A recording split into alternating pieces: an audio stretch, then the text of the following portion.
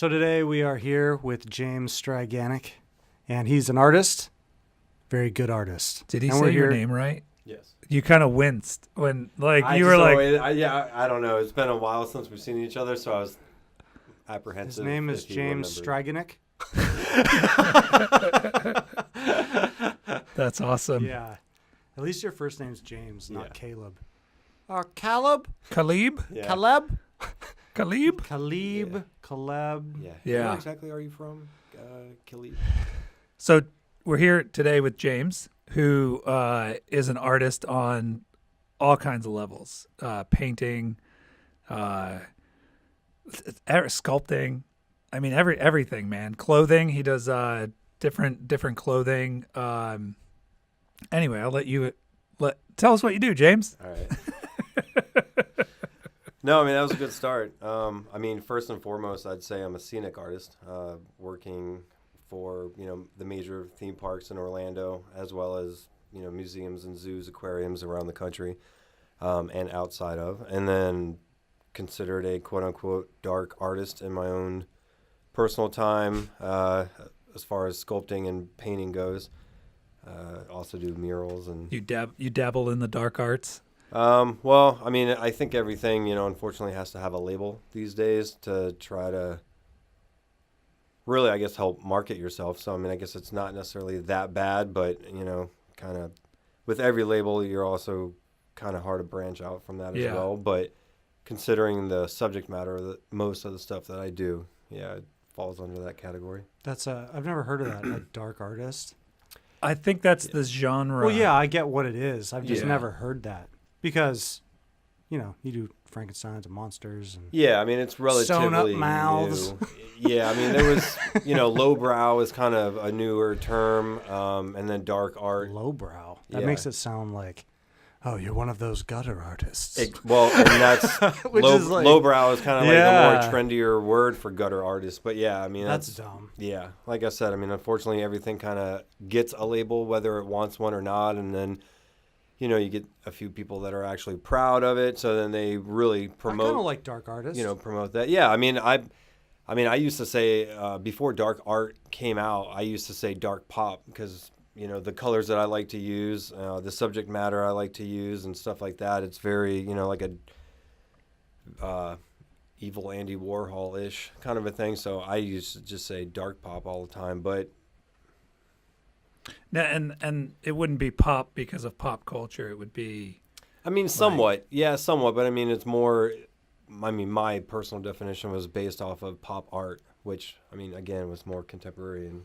His stuff has like that pop art look, especially like the assisted suicide, and it's very pop culture-ish.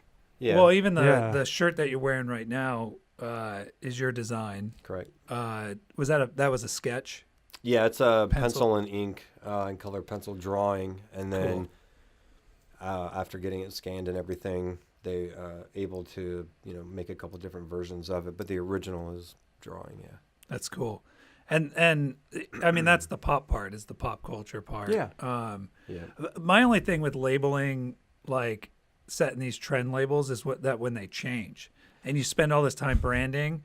And I'm a dark artist, and then all of a sudden it's like, oh, now it's lowbrow, and it's like, oh god, now I have to go and do that. Like, it's constant. Well, I think it's kind of one of those things where if you're smart, you verbally call yourself something, but you don't necessarily, spend a ton of money on business cards that say, dark artist on it, But another thing I was going to add too with the dark pop was. When I very first started doing a bunch of, kind of finding my own self as far as like the painting and stuff goes, I actually used to do, because I am still a big Andy Warhol fan, but I used to do series, which he was, notorious for. So that was another thing, was I would do one image, but then I'd do it in, 5 different colors kind of a thing. So that also kind of lent to the pop art part of it, So, I mean, I thought dark pop was very self-explanatory for what I did. I don't necessarily do like series anymore of the same image in different colors, so that kind of takes away, from that. But, if you're trying to put your artwork out there and have people look for it, yeah, there's always going to be a trendsetter. I mean, obviously somebody originally had to come up with dark artist, but if you're already doing that work and that label already exists and you are, even loosely related to that and you're trying to promote yourself, with social media or whatever, obviously that's a hashtag you're going to use. So it's kind of... I don't know if people, like, if I were to search for it, and me as a consumer, not into the dark art thing, Right. I would search for Edward Scissorhands t-shirts. Well, yeah, true. You know what I mean? Like, those terms, I think people attach those terms too much to themselves, and then really no one's looking for that except for people in that genre. But it is nice, though. It is nice when you've bought the Edward Scissorhands art, you've bought the Freddie art, and you don't really know what you want next, and you're just like, why do I like this? Dark artist. And then it's like, and then that's why I like the those, like, I don't know, subcategories. Well, it's a genre. It's like in music where it's like, this is hip hop, this is heavy metal, this is dark art. I get that. That's pretty cool. Yeah. Do you find that? I mean, like, what a time to be an artist, though. Like, you're able to sell it. You have basically distributors at your fingertips now. Talk a little bit about the Redbubble, Society 6. Like, that's pretty wild that as artists you have the ability to, like... So, before he covers that, let's go back to, like, before he started doing that so they know, like, where he's coming from. Yeah. I wanted to start with asking you when you knew you were going to be an artist professionally, like full-time. Okay. All right, so I would say 2003 is, I would say, when I actually made a commitment to myself that that's what I wanted to do. I wanted to do a job with art, versus doing any other, retail or anything like that. I mean, before then, well, I would say as an adult and making a committed effort would be like 2003.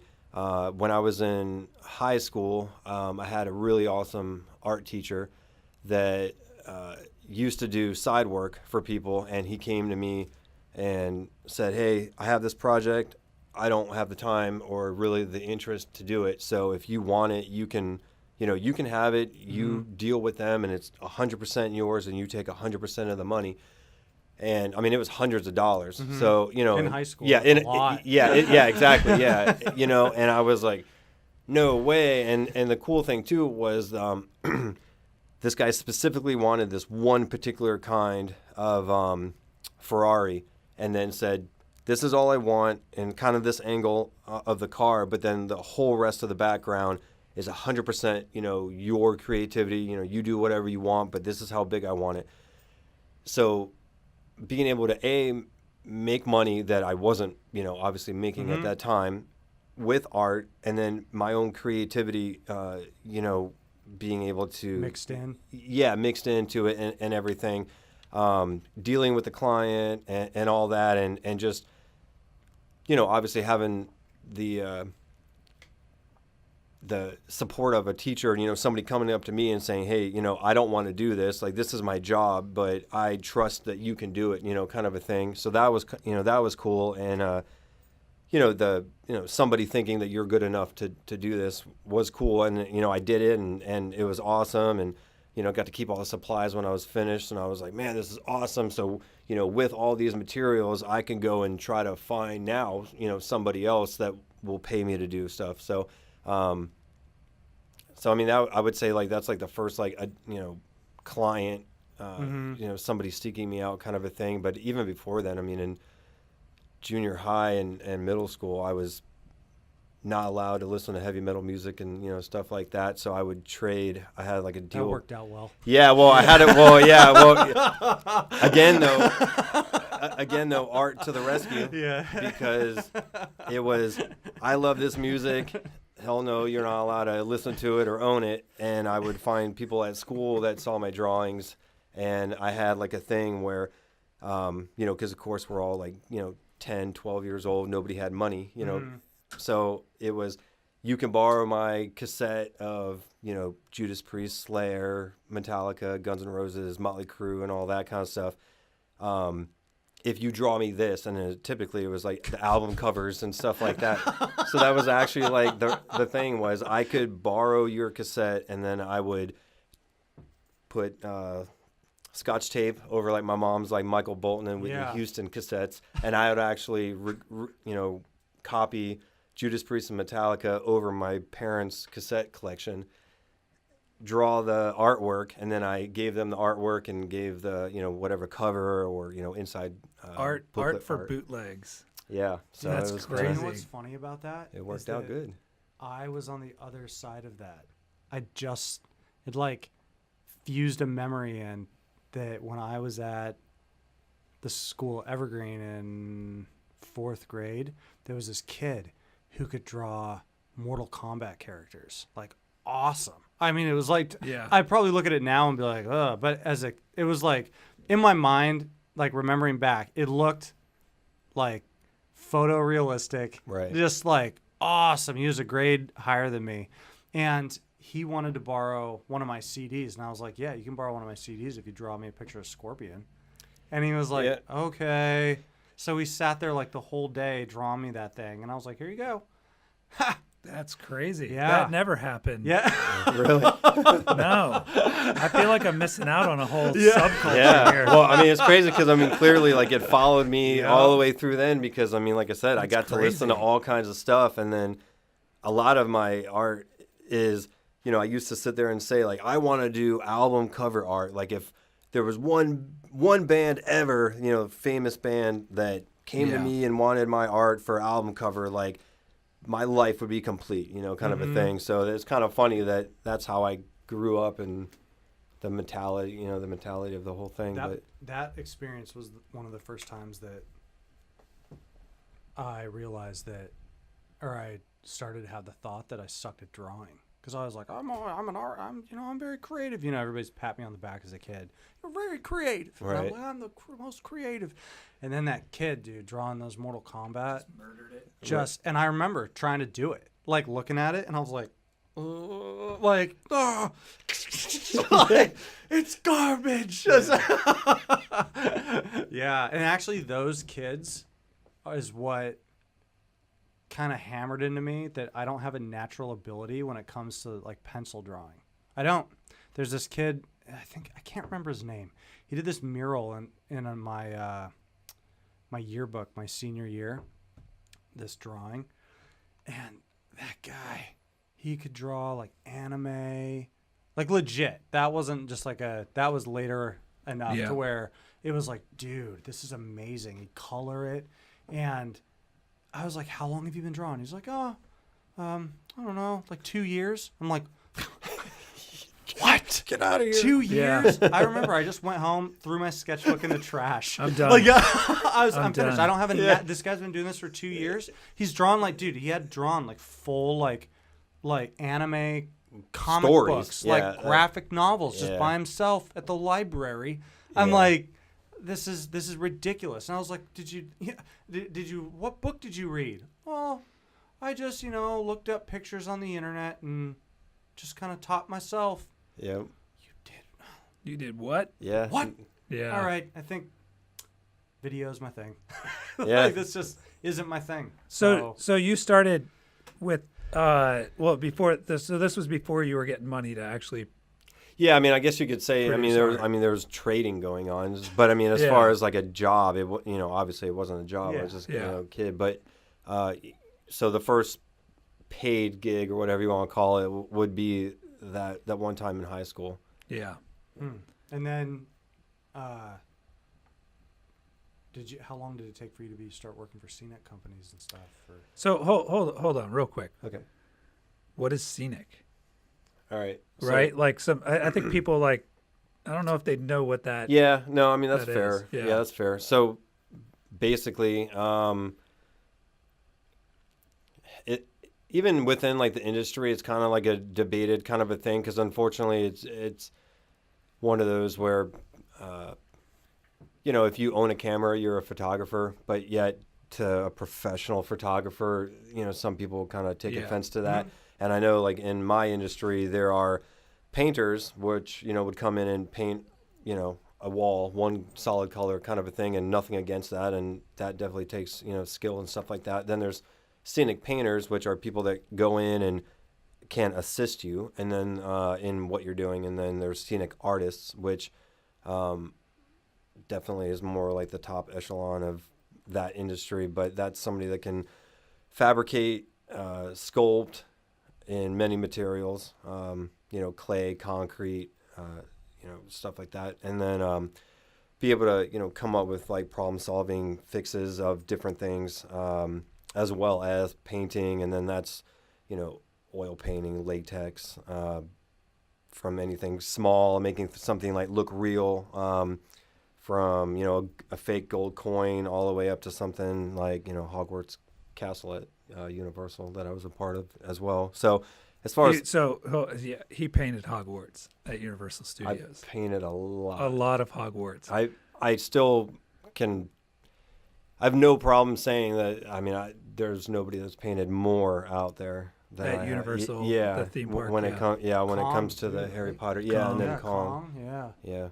So the thing about scenic is interesting because it's almost where art meets science and engineering, I feel. And I Yeah. don't think people think that when they get into it, but there's structural things that you have to worry about. Is this safe to put above people's heads? Right.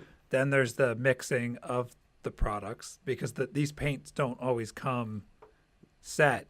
It's Right. not like you don't go to Lowe's and you're like, here's my swatch.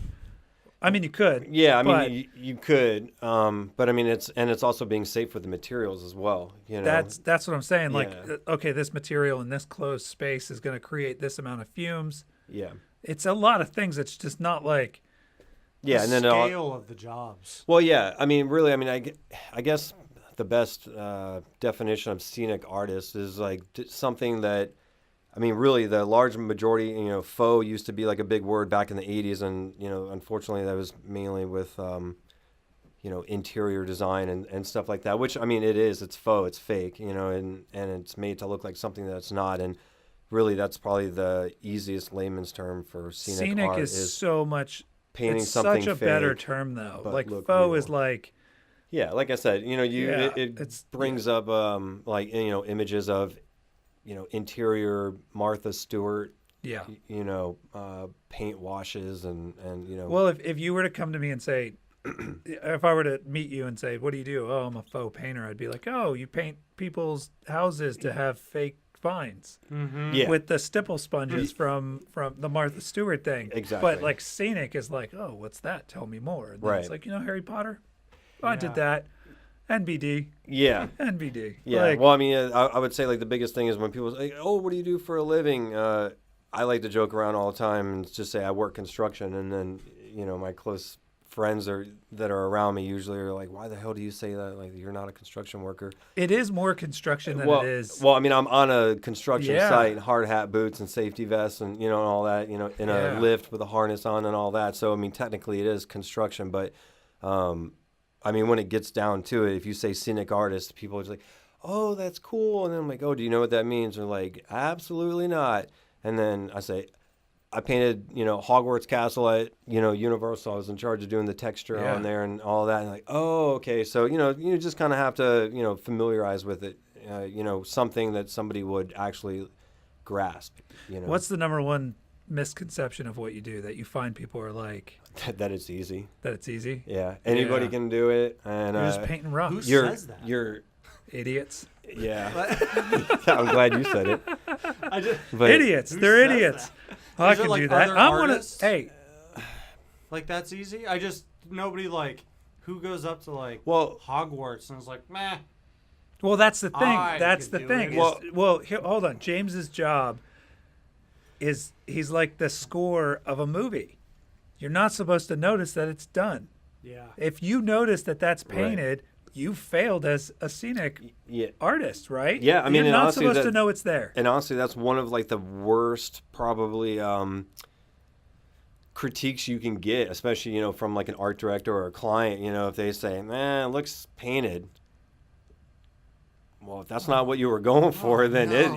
I mean, it sucks. You know, I mean, that'd be Yeah. like, you know, somebody looking at a photograph and be like, you know, did you take that with a Polaroid? You know, you'd be like, oh, Well, damn. So speaking of that, I want to do a little crossover here. Does anyone ever say that your paintbrushes like you have a really nice paintbrush? Like when they look at Hogwarts, are they like, man, that's a really nice paintbrush? You must have had a really nice. You must have had a really nice paintbrush. That's what we get as photographers. The number one thing people say Oh, to us it's is, got to be the camera. wow, you have a really nice camera. paintbrush. They would never say that to you. They would never come up to you and be like, oh man, look at that Hogwarts. Man, your paintbrush is really nice.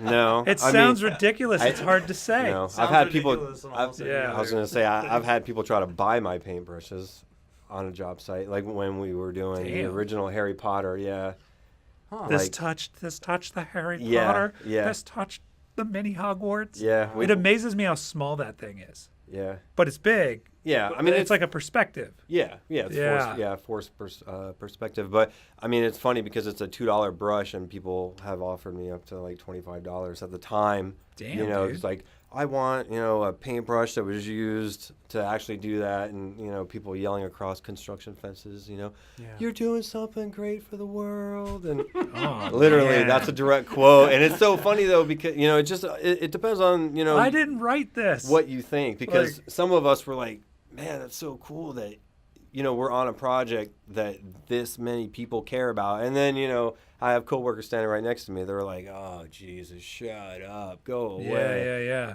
You know, so But I mean, it's that's what they connect to. I mean, that's what we do. Yeah. And we were talking about this before, is that maybe what you do is more emotional. Like I was saying that as photographers, what we sell is emotions and feelings, especially when it comes to the consumer side. They don't need what we provide, although they do to remember their family. But for the most part, it's an emotional luxury. oh yeah, Right? With what you sell is a talent to produce something that's realistic to what they have in their mind or from a movie, right? Universal's then selling the dream, but you're true to that vision, and to them that's why people get so offended with, like, you know, we hear it all the time when like so in this comic book character they made her a female, or they made this character black, and then you know they questioned Stan Lee about it, and they're like, you know, isn't it messed up that your fans are upset that you made this character black now and he wasn't black? And he's like, my fans get upset about any change. If I change the logo, they get upset because they have that emotional connection to it. And I find myself with Spider-Man, it's like, oh, what'd you do to that character? right. You got rid of Green Goblin, and you like, it just doesn't, you know, so there's that connection. And I mean, I don't know, it is emotionally attached. So I mean, yeah, but I don't know. That's an interesting topic because I don't think that you can just say like, oh, it's only emotion that's causing them to argue. Because, I mean, if you think about it, if you went on a website and you saw a picture of, you know, a pair of blue jeans, for instance, and you bought them, and then when you got them, they were leopard print, you can't, the company, you know, and you yeah, contact the company and complain, they're not going to say, oh, well, you know, you're just being emotional, just shut up and wear them. no, well, No, it's you're not different. get- No, you know no, what I I get what mean? you're But saying they with saw that. it. But what I'm saying is like stuff that details that don't really matter. It's not like, you know, you buy a Catwoman like movie ticket and then you go in and it's like Wonder Woman. It's not like that. It's not like a bait and switch. It's little details that these super fans get attached to. It's the details that they grew up on. If you change, I don't know, I'm looking around, like Donatello's voice, and all of a sudden, or even just a little thing about them, Well, yeah, that people kind of notice stuff. of that stuff, and they're Yeah. like instant, and it's really not a big deal. But that's what I'm saying Wow. with yeah, exactly. Wow. Speak for yourself. Yeah. It depends on if it's the character that I like. Yeah. But that's what I'm trying to say is like I can understand that these people standing outside the gates looking up at Hogwarts, I mean, it's like it's breathtaking for the first time when you walk up to that stuff Yeah. to be like, wow, I'm here. And I know it's foam and concrete and plaster and paint, but even walking through that ride line, like you guys literally sell that illusion to the point where down, like they think of every detail to the music. Right.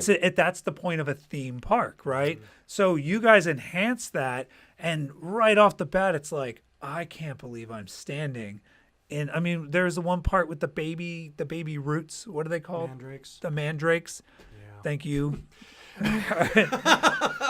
She's thank like, you. I think it's called a mandrake. I just Googled it. Yeah. So anyway, you walk through that and you're in this greenhouse and you're seeing these things happen and you're like, I remember that in the movie. I remember this and it's, I mean, you're a part of something bigger. When you're that close to it, it loses the appeal. But I mean, I could see people being like, I want that brush. Right. For instance, I have a tattoo on the back of my arm from, it's Tilly, which was on a theme, not a theme park, but an amusement hut. I don't know, in New Jersey. Carnival? It was like it was the Palace, right? So it's this building in New Jersey, big green. It had this giant green or big face on it and these roller coasters. And it just had an indoor roller coaster and bumper cars. It was nothing crazy, but it became an icon. And people, when they tore that down, people were buying pieces of I bought piece of the bricks right. from there off of eBay. I bought tokens from that as a kid. And there's a whole thing out there of people buying Palisades Park stuff, all this memorabilia from these parks because that's attached to their childhood, and that's like something. So I mean I get it. I get like, And that can be done with anything. with anything. Oh yeah, yeah, my- yeah. I was already thinking the same thing. Yeah, because like my dad, I know that he tracked down like the cabin that, 99% positive it was BB King, the cabin he was like born in like the Yeah. middle of the swamp nowhere, and he went there and it's like a shack, and it's in the middle of like literally like he Yeah. had to hike to it like just, and he took a piece of the floorboard or whatever. Yeah. Or took a piece of brick or something. Yeah. That was there. Like, took it home. Yeah. Framed it under something. It's a piece of wood, but to Yeah. him, it's like this legendary. Mm-hmm. It has a connection, and I don't know. I think we always talk about like we talk about. I like to always when people are like, "Hey, how did you take that photo?" I'm like, "Well, okay. Well, first off, why did I take this photo?" Right? Right. That to me, when I got into photography, it was all about how. It was all about how. Oh, I know how he's doing that. I can look at the catch light in the eyes. Look, and I can deconstruct how he's Gotcha. doing it. But what I never asked myself is, why did this photographer do it? Why did he do this way? And I don't know the story behind that. So Right. to me, it's like, if so, we always talk about that how, and this is it. Like when you're on that set building Hogwarts, you know not to paint something pink because Right. you know the how. But Well- the why am I doing this? Why am I choosing these colors? Because it's true to this, and you have that established. And people, they've probably thousands, hundreds of thousands of photos a day of your artwork, right? Yeah, I mean, well, Like, so I guess like the stuff I can add to that is I'm really grateful for how much theme parks, across the world, but definitely obviously, locally because we all live here and that's, Orlando is a theme park. yeah, I mean, and that's like the main Yeah. bulk of my work. But I love the fact that not only do they put more time and effort into all of it, but I mean, it literally has gone to the point where they have like a new term for that, which is immersive environment. Yeah. You're not going to that ride and just because, they're not relying on a sign anymore that tells you like, oh, you're in, Harry Potter or you're in King Kong anymore. It's Yeah. the whole entire thing. I mean, you can see it from across the park, and once you walk in there, you are in there. I mean, It's not just in the park, though. It yeah. starts the moment you park your car. right. The moment you park your car at Universal, it's dun dun. Well, I mean, Dun, yeah. dun, I mean, even dun, as you know, dun. you're getting close. Like even if you park in Jaws level 2, they're playing the theme song, Right. And that also helps. There's science behind that helps you find your car. Yeah. Like legit, like where were you? What song was playing when you parked? Right. Wait, I think it was the Jaws theme. Oh, you're in Jaws, and it starts the moment with Universal. It starts the moment you park your car. The Right. theme starts, and they pull you in, and that's like a level of creativity that is mind blowing, especially with Harry Potter or these things. And like I said, like your artwork is being painted every day, and it's like these unsung heroes that make this realistic. It's really cool. Like, Yeah. it's pretty rad. Well, So- and it's kind of funny because another thing that I kind of associate it with is another reason why I say I'm a construction worker is think about how many dozens at least highway workers you pass, when you're on the highway every day. They're a pain in the ass. They're in the way. They're slowing everything down. It's construction. But when that thing is finished, your ride is smooth, and you don't have any idea who built this stuff. Yeah. All you know is that you're using it every day, and you're grateful that now there's an exit, closer to your house kind of a thing versus like where it used to be. But, it's basically the same kind of a thing. It's just a ton of people. I mean, years of planning. I know like for the Wizarding World of Harry Potter, I mean, they said it was like 6 years of engineering and design before anything ever got started. And I know like when I was doing Hogwarts. What a bureaucratic mess. When I was doing Hogwarts. You know what that is, right? Picking swatches. Yeah. That's crazy. Yeah, I mean, I worked on Hogwarts for 9 months before the first piece was ever even brought out on site. You know what I mean? So it's a lot of time and planning and and all that kind of stuff. I mean, and obviously that's what it takes. Artists, they sign their work. Do you ever sign? Yeah.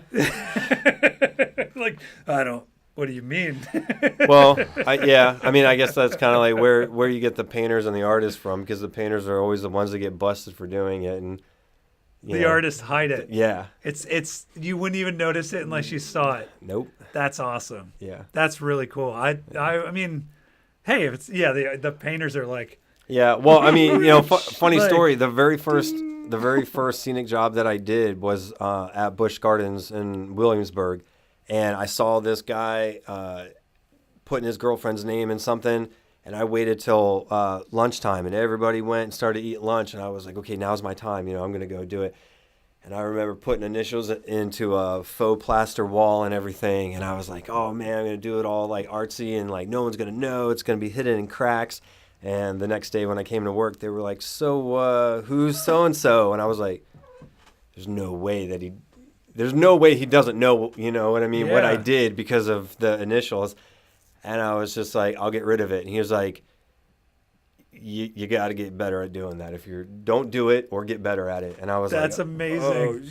So he knows it's a thing. Oh, yeah. He's like a seasoned veteran. Yeah, he just walked right in. It's so just like, that's terrible. If you try to hide that sucks. Look at this noob trying to hide his name. Yeah. Did you see my name, James? Yeah. No, you didn't. Yeah, exactly. It's right underneath yours. You didn't even notice it. That's funny, dude. Yeah. That's really funny. I've always thought that scenic painters have more discipline than a lot of artists, because it's a job, first of all, like a 9 to 12 o'clock at night job, or just 9 to 9. The same 9. Yeah. It's 9 a.m. to 9 a.m. Yeah. So they have to maintain that. They have to be able to take orders. Like, that is not going. You can't paint that pink. Right. There is no like. I'm an artist. Get it, man. Right. You have to work within like strict guidelines. Yep. I mean, you have to grind it out. It's not an. It looks chaotic, and it's not. Exactly. It looks random, and it's not. Like, there's a method behind all of that. People look at it and they're like, oh, this looks like water dripping down. And it's like, yeah, that's planned out, and you embrace that randomness, but it's planned. This is where it needs to be. And I mean, it's a weird art. It's weird because it's not your vision, mainly your vision. Like, if you were to paint a canvas, like, I want to start here, I'm going to do a sketch, I'm going to go here. Every decision's made by you. With Hogwarts or Kong, these decisions are made by storytellers and sketch people, then signed off by CEOs that aren't maybe not creative or whatever. Yeah, well, I mean, signed off by art directors. So, I mean, it's one of those things where, I mean, people, it's having the right people in the right seats on the bus, kind of a thing. It's like the CEO obviously like drives the bus, but then there's other people that are given specific jobs, like an art director. Yeah, I've worked on projects that were literally 13 months overdue because the client deemed himself the art director, and Clients are the worst. Yeah, well, this is what I want. You give it to them, They're and the then worst. they're like, They just, yeah, you that know. didn't look, that didn't come Yeah. out the way I envisioned. So, Yeah. Unfortunately, like that happens. But with Well, and who are you to tell me? You're just a painter. Well- I've got the vision. well, yeah, well, I Yeah. mean, it's typically more of a like, ooh, that looked great on my phone. Now that I see it on, 35,000 square feet of rock, yeah, that didn't really like go over as quite Start as well. again. And then all of a sudden it's, well, what do you think? And then I'm like, oh, well, that's I think that can go both not ways what I was too, getting though. paid for. Like an art director can be right, Yeah. and the artist can be wrong. Like Oh, true. Like, Yeah. I find that it's very, like I think that people that have done scenic art consistently, I think that they have to be rare because it's hard to find artists that can even be directed.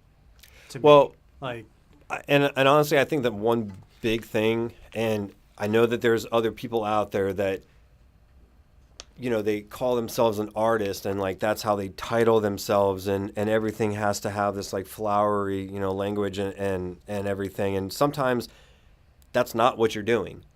You know what I So mean? in that position, if that was the only job you did, would you consider yourself an artist? In what position? Just scenic. Oh, Just doing scenic work, would you consider yourself an artist?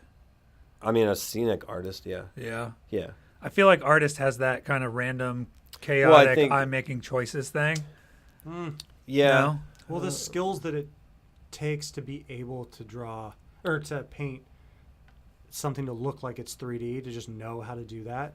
I just feel like that That's- job's a little bit more technical than it is. It is. Art. Well, but see, and that's art where can the be technical. and that's where I know it can't. Yeah. Yeah. I'm just saying, like, if that was the only thing you did, would that be? Do you feel like most of the guys that you see that don't do the like a million other things that you do that clearly define you as an artist, do they call themselves artists? Yeah, I mean, and that's what I'm saying though. That's the Yeah. problem is in my industry is because That's the problem. That's the problem. These people, these imposters. Well, see, because that's the problem. I mean, and there's nothing wrong with people that have that skill set. It's just that, if you get a job at a fast food chain Yeah. and your experience is, I know how to run the fryer. Let's just say, I can cook fries. Never gonna burn them. I'm the fry guy. Okay, that's great. But you don't go around telling everybody that you own a restaurant, Or you're a gourmet or chef. that you're, or that you're a Yeah. chef. Actually, is a better thing. Yeah. So if I need somebody to drop fries, let's just say, you would be the person that I call. Again, nothing wrong with that. Yeah. But you don't call yourself a chef. But if a client calls me and they say, I want you to fully take this over. This is what I want, but I'm not 100% sure. So now I'm, like you were mentioning before, structurally, the structural integrity, making sure that that's right, making sure that it's done, with permits, properly, safe, using the right materials, using the right, paints that are going to stick to those materials and, for however long they want them to, and all that kind of stuff, and be able to actually go in there and build this thing out like 100% by myself. Yeah, that's a chef standard. You know what I mean? Like Yeah. that's clearly not. Do you feel like that? Because we had a conversation in the last episode about like jack of all trades. Like, do you feel like that's an overlap or like kind of like a scope creep? Like, should you really be worried about the integrity of something like structurally? I know on Universal, like they're going to have people, they're going to have all kinds of things going on, but like, I don't know, like, you get what I mean? Like, is that has that just become part of your job, or should that be part of your job? Well, here's the way I look at it. When I very first started, a superintendent came up to me and said, look, most of our jobs are between 6 and 9 months. If all I bring you on to do is paint, You're done. you're going to be here for the last 2 months. Yep. So that's 4 months that you're going to be unemployed. So if you want to learn these other trades, I can bring you out start to finish. Gotcha. Then, and not to mention, when you go to paint it, you're not just showing up and then learning, okay, so this is what it looks like. This is, this and that. If you're there like from the entire time, I'm there bending rebar. I'm there, doing the structural you learn how forms. to pour that concrete. You'll Yeah. have a job for life. Yeah. Like, Well, mixing the concrete. Why do you want it mixed a certain way? Then putting it on, then sculpting it. These are the tools that you use to sculpt it. These are the specific handmade tools that you find that you like, that get you the desired effect, so that when you're like coming in and painting it, you're not sitting there like, man, that looks like crap, and now I'm trying to polish a turd with paint. It just makes your job a whole lot harder. This look good. Which Trash. Yeah, no, What I mean, garbage bin and did you find this in? Yeah. and I mean, I've been on jobs. My paintbrush will not touch that. Yeah. Yeah, Snap. Yeah. Snap. But breaking your own brush so you That's don't have to funny. paint it. Well, no, I mean, honestly, I've been on jobs where I'm like, I'm not telling anybody I did this. Yeah. Like, I don't want to be associated with this. It looks like crap. I mean, you can Yeah. paint it a million times, but I mean, the Crap textures in, are crap all out. wrong. Crap Yeah. in, crap out. Yeah. And that's my. I get it. I was just wondering because I think there's obviously there's parts of all that you're better at than others, but that is a good point to be in there from the start to finish, seeing how it did it or how they did it, and then why they did those decisions. Right. Then when you come in, you're not like, I wouldn't have done that way, and it's like, well, you weren't there when they figured out, well, that's how they had to do it because Right. the car comes through a specific way and it brushed up against it. I don't know, like in the theme park world. Yeah, So, but I mean, at the same time, though, I always super inquisitive as a kid, taking stuff apart, putting it back together, figuring out where all my extra parts came from. if so I can draw put 'em this, back. I can listen to Slayer. Yeah. Yes. Yeah. But it was like, okay, being 8 years old and going to, Busch Gardens and seeing a giant ass rock. And it's just like, man, they must have carried from Africa. Where's the ass rock in Busch Gardens? Is that on the map? A giant ass rock? What is that?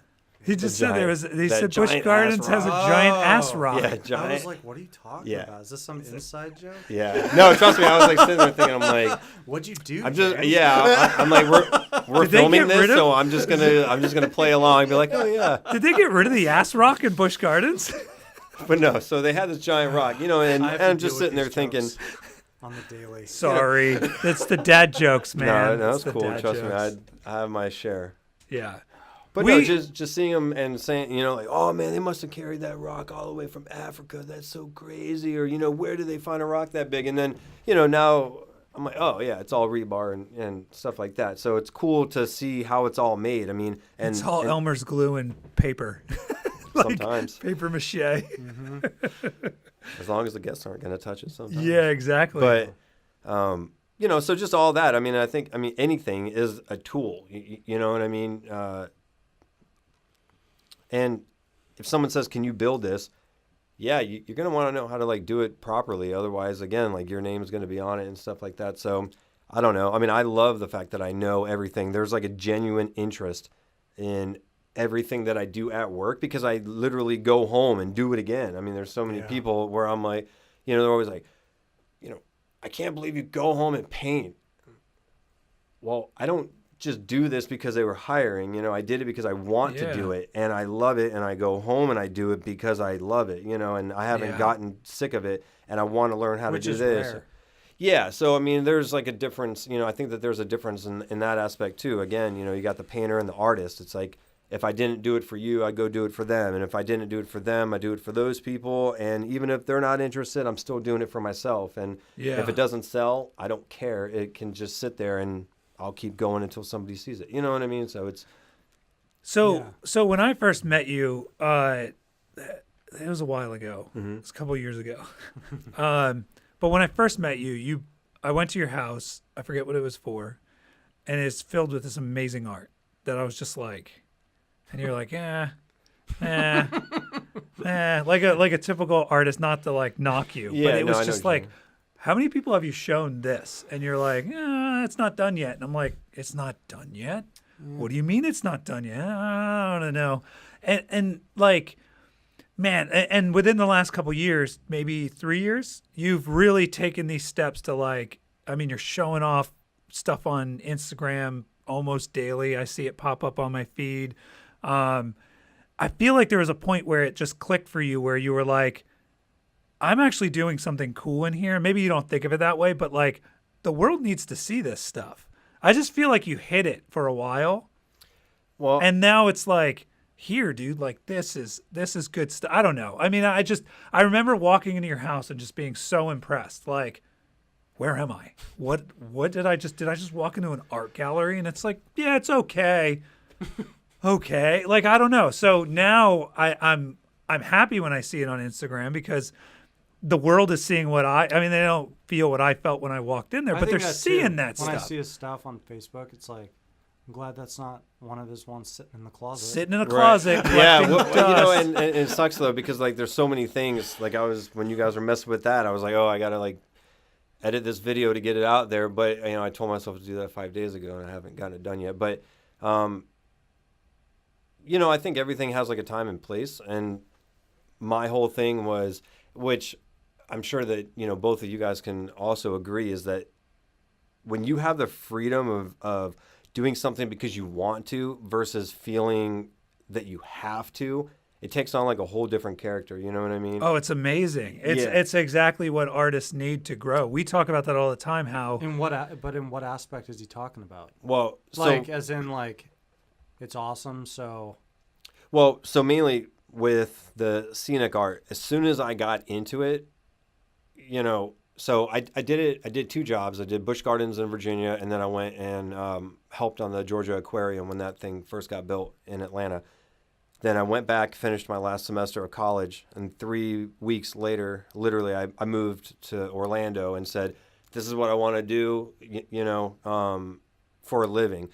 As soon as I moved here, busy for over a decade, you know, and it's not a 9-to-5 job like you were saying. So I mean, I'm working, you know, all year round, traveling the country, stuff like that, and like I had a career, you know, a job that turned into a career kind of a thing. So when other guys were going out to a bar and stuff like that after work, I was going back to a hotel room and, you know, painting and drawing and, you know, stuff like that.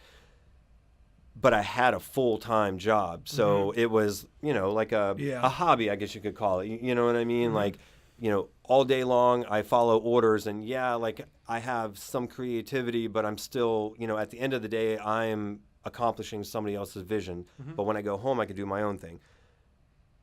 And the money was, you know, good enough, and you know, I'm paying all my bills and all that kind of stuff. So, you know, that's one thing. But then like the hours, like the better I got, fortunately, however you want to look at it, you know, I started ending up on crews that were smaller and smaller, because they were like, you know, you can do the work of, you know, X amount of people. So we're going to fly you out by yourself, and you're going to be doing the job by yourself. So next thing you know, it's 120 hours a week, and, you know, and all that kind of stuff.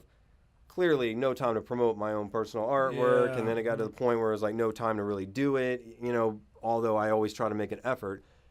So, you know, in the 2016, like after finishing up calling at Universal, I mean, it was nuts. I mean, I actually how many hours do you put in at Universal on Kong? Retarded amount. Like I was just gonna make a comment. I have a picture on my phone that I keep on there of my highest paycheck, which was 134 and a half hours in a week. In 1 week. In 1 week.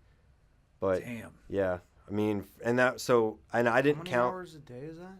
it's too many. Yeah, it's too many. That's sleeping in your car. Yeah, it literally was. It was going to Walmart, buying socks and T-shirts and stuff instead of going home to do laundry. It was nuts.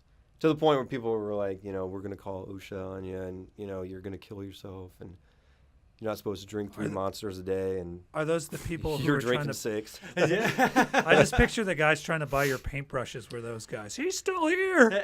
Yeah. He's going to ruin it. Well, I think they wanted to buy them because they couldn't steal them because I never left. So they're like, well, we might as well just give them money for them. yeah.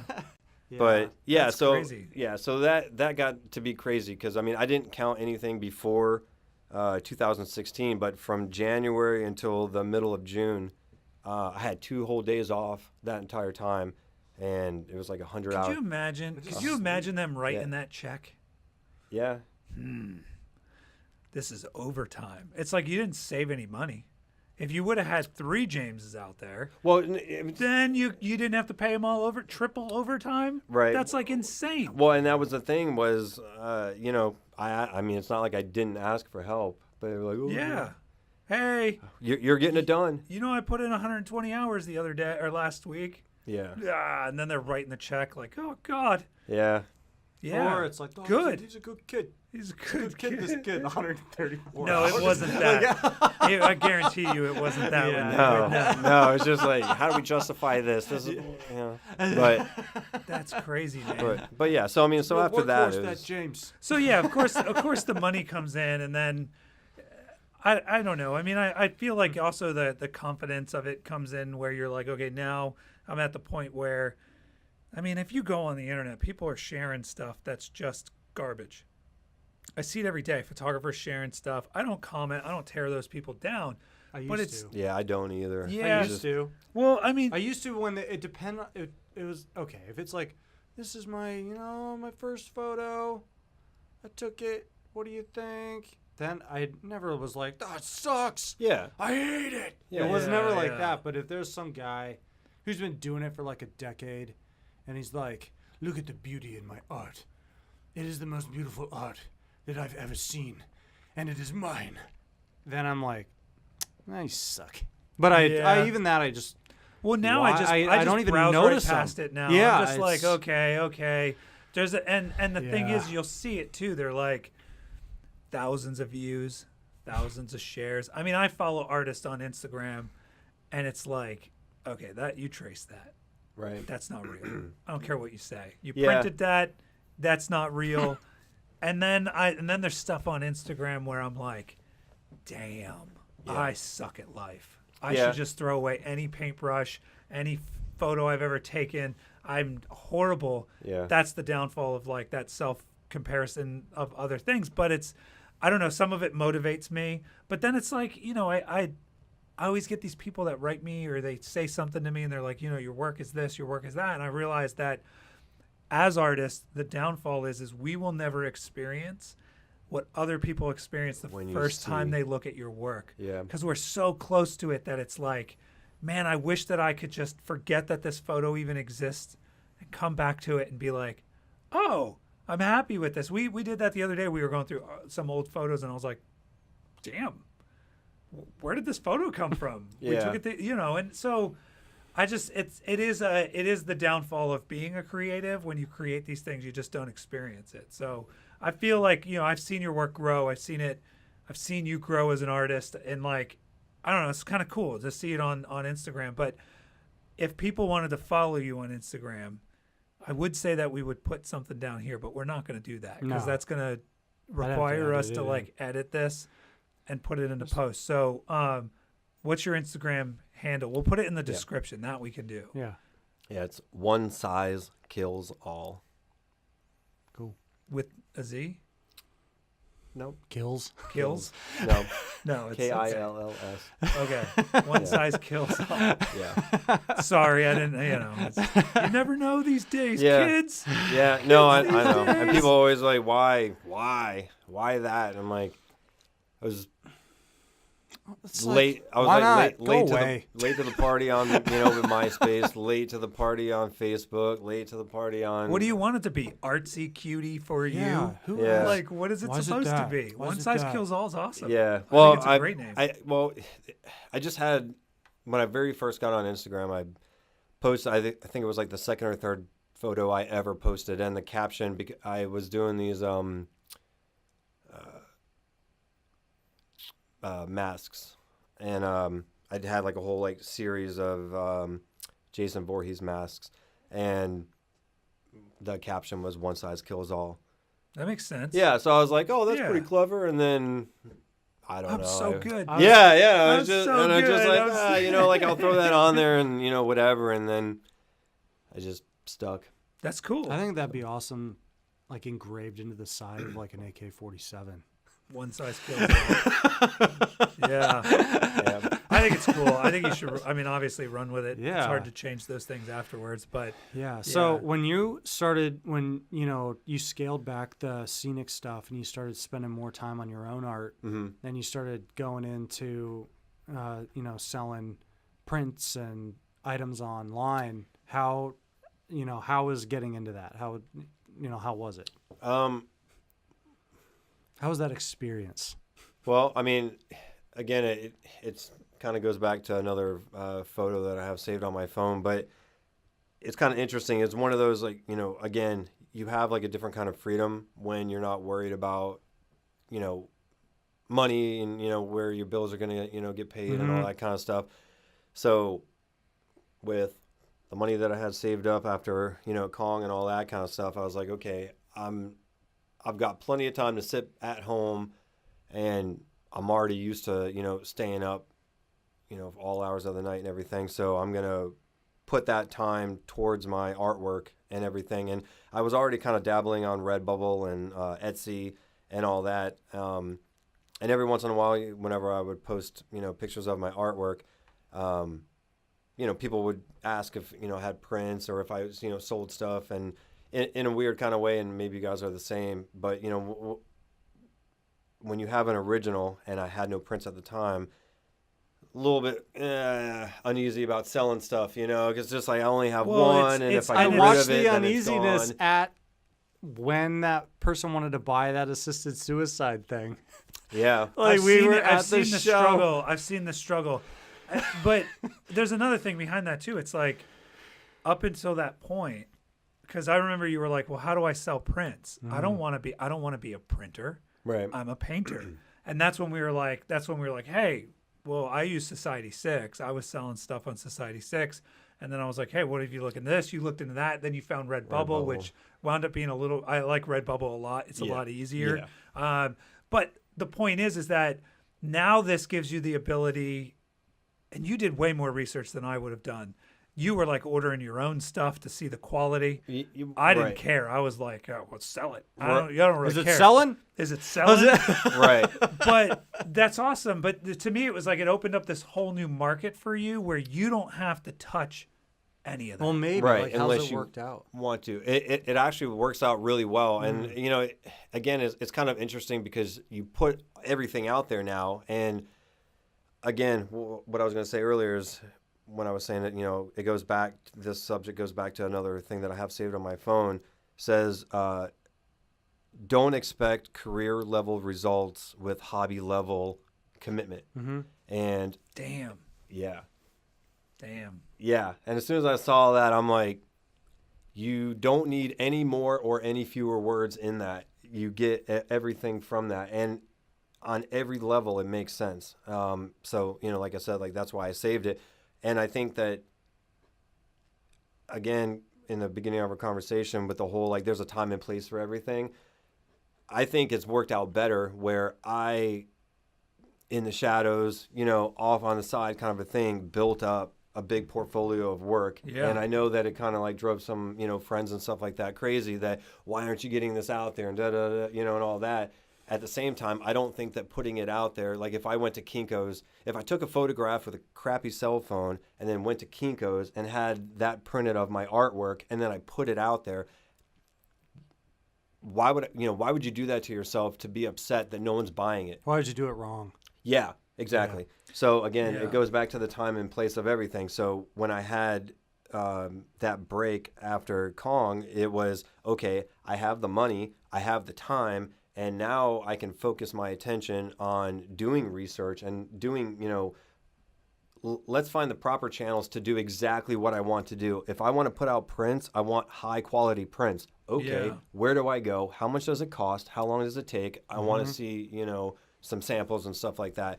So, with Redbubble, it was great because, again, it's free to put it on there. It's basically you're investing your time and how good of an image do you want on there and all that kind of stuff. Do you want to just upload it and however it lands on the shirt, when somebody buys it? I'm very anal. I mean, I spend like 4 to 6 hours doing one image because I want to go on every single item and see how it's going to look. It takes me forever to upload Yeah. things too, man. Yeah. Like YouTube, it Yeah. takes me like an hour and a half rereading the description, checking the links, Yeah. making sure everything's titled right. Oh yeah, people joke to me making all the sure time about like an everything is Instagram like, post. Oh yeah. I My- make sure everything's like 100%. I'm like kind of OCD about it. But My issue with like Society 6, and I haven't had this issue with Redbubble because I didn't put the same amount of artwork on there. Mhm.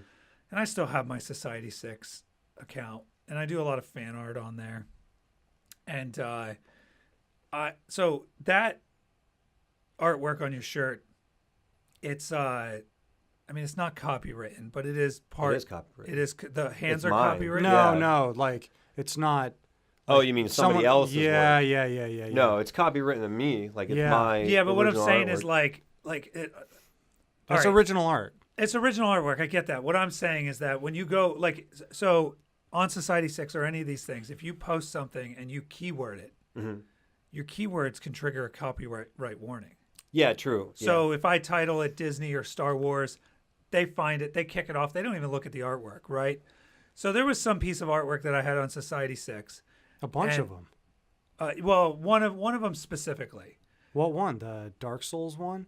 No, it was a. 'Cause I'm still mad about no, it that. was a Star Wars Rebel, like join the rebellion. Oh, I think I remember that one. Yeah, so it's still on there. it was like Boba Fett or something. No, wasn't no, it was just outlines. It didn't have anything on there, but it's keyworded, blah blah blah. And there was a point where I wrote Society 6, and I said, "Hey guys, like, listen, here's my artwork. Is this something that I should be concerned about?" And they wrote back this most canned bullshit, like, "Hey, we leave that up to the artist. You are 100% liable. It's up to you." And it's like, first off, I know you're saying that, but you're making money off this too, guys. Yeah. Like, you're in this as a partnership with me, and you're making more money than me. Right. You are literally producing it. So it's like this. It was like the standoff. We want your art. We want to sell your art and exploit you, but we're not going to sit there and At least like, they say it. I guess, but it doesn't matter. If they were to be sued, they're going to be sued just as equally as I am, just because they say, "Oh, we're not responsible." It's like, no, you kind of are, because you're.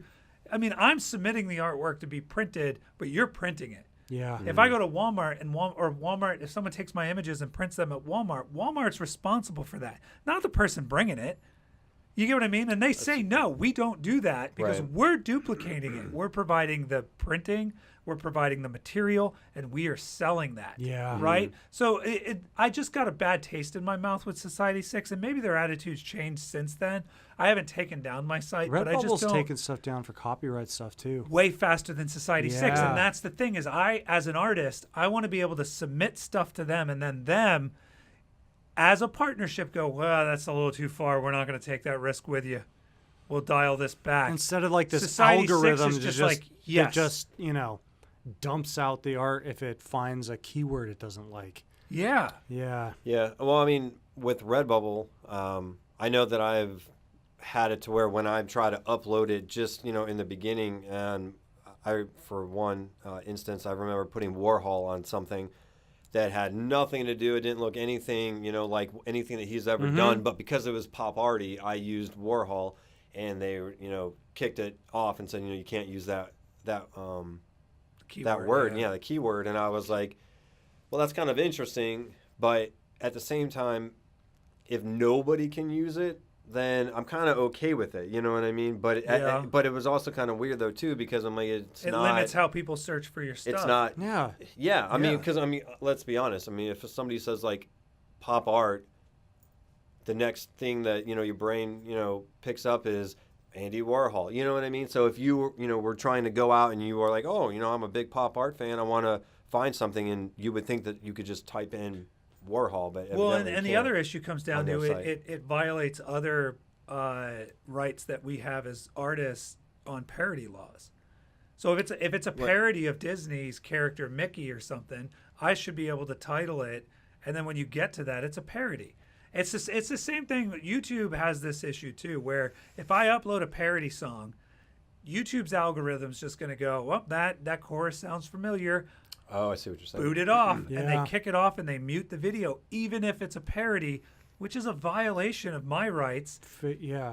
for parody. Parody's legal. And Facebook's kicked off a couple of our live streams when we were in the mall because 'Cause there's the background music playing in the mall. Yeah. It's like, what? And then you put it in, and then, you do like the contest. I Yep. contest this. It was, this is fair use. It's this. And then you just get back that legal paragraph. Oh, we didn't agree.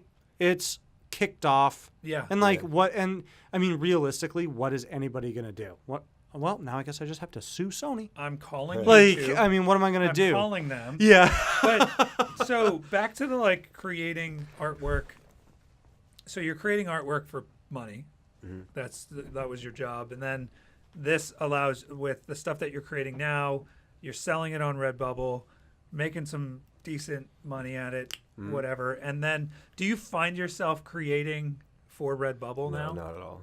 Not at all. Like, No, I mean, to be honest, I mean, there's more apprehension, I think, sometimes when I put stuff on there that I'm like, I wonder if they're going to be cool with that because, there might be like nudity or something like that. And, like They care about that? and it's the internet Yeah, there is like an adult filter. filter. Yeah, I guess you can call it. Yeah, so there's like for thumbnails and stuff like that. And then you have to, after you put everything in there and before you publish it, there's a like a little checkbox that says, nudity and violence and all that kind of stuff. And I'm always like, this is really stupid, but I'll correctly, Play check. a game. Yeah, I'm like, at the end of the day, you can still see it. It's not that it doesn't, it's not that it takes it off. Yeah. It's just like, I think that they move like the thumbnail or something like that so that it, It just doesn't get as much exposure. Well, and also unless they have those it's also for set. filters. Yeah, Right. someone can Yeah. set their filter to not show adult content. Yeah, which is totally fine. I mean, So- and I think that you should have like a right to do that. I mean, if your kid Yeah. wants to surf Redbubble and look for, a new purse or something, like, okay. Yeah. But I mean, but no, not at all. Like I don't. So you don't my look at artwork it. You on- don't start a project and like, oh, I can sell this, or take a lead from like feedback that you've gotten. No, I think that's kind of. I mean, I think anybody does, or has that whole like. You go to show somebody something, whether it's a photograph or drawing or painting or anything, and their first comment is, "Oh, you know what you should do next," and it's just like you're not even looking at what I did. Here's a serious question. The serious question I'm going to ask you all night. Probably not. How many times have you been asked to design a tattoo? probably You more know what you times than should I've do been next? at. My tattoo. Yeah, Hey, can you design me a tattoo? yeah. Well, that or Uh, do you do tattoos? Do you do tattoos? Yeah. So here's the difference. I think this is cool because your approach to Society 6 and Redbubble is way different than mine. I specifically signed up for Society 6 to buy stuff. My goal was I was going to upload artwork that I made, sell it, and I thought they were going to give me credit in an account that I didn't want to transfer. Like, oh, you have to $500 to transfer your credits. Because I did micro stock photography before, and that's what happens. You sell something, you have to get get to photo 500 bucks. You get photo bucks. Yeah. It was actually Bitcoin before Bitcoin was Bitcoin. So you get, and then it's like, oh, you can't cash out until you reach $500. That's how I thought Society 6 worked. So I put a bunch of stuff on there. I started selling stuff, and they started paying me money. And then I was like, oh God, now Started putting on his whore lipstick. so now, yeah. So I'm like, there's something to this. I'm gonna start selling more stuff. They're giving me cash, but my whole goal was just to buy cool T-shirts. I was so impressed with the artwork on there. People like you on there that I was like, I want to buy that, but I don't want to spend money, real money. But if I could sell this garbage and people are buying it, I'll do that. But then they paid me money. So then I was selling, I mean, I sold quite a bit of stuff on Society 6. And then Redbubble comes along and it's like, oh, you introduced me to Redbubble. You're like, have you seen that? And then when I got on that, I was like, man, they have more products, way more control over the products, And which is way more awesome as an artist. Yeah, you and can way take more a control on the design pricing and everything. and the pricing. I thought it was way more intuitive. I like the way they display it. And again, I don't sell anything on Society 6 now. Not because I've taken anything down. It just doesn't sell. I haven't updated Redbubble in probably a year, and I still, like I was saying before we got on here, 2-3 sales a week of one piece of work. And that's kind of cool. It's not much money. I mean, I make 3 cents every sticker, but it's still like, I mean, I don't know. And it motivates me too, because I'll 3 find myself, cents? yeah, I mean, you set your own price. It's not like, James was saying he'll go in and tweak it, right? Yeah. And what I'm saying is, from my point of view, I only got into it to make money off of it. So whenever I look at something, I go, man, I can sell that on Redbubble. And I think your approach has been an outlet for your artwork that's already created.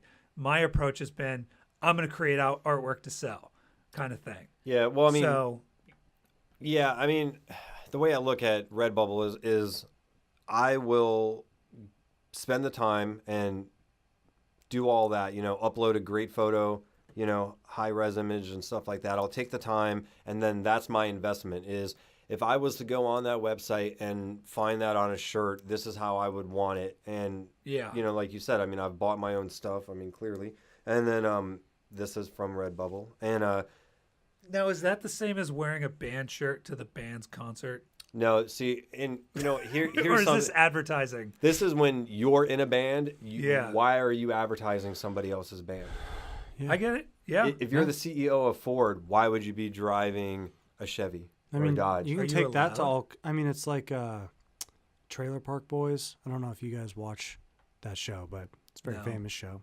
Very But those- famous. Yeah, But those I guys- watch it. It's very very famous known. show. Very famous. You guys, I don't know where these guys have been, but the characters on that, like the main 3 is, Julian, Ricky, and Bubbles. Those guys, they stay in character always. Mm-hmm. They turned down. They were supposed to be in this documentary, and then they decided not to do it later.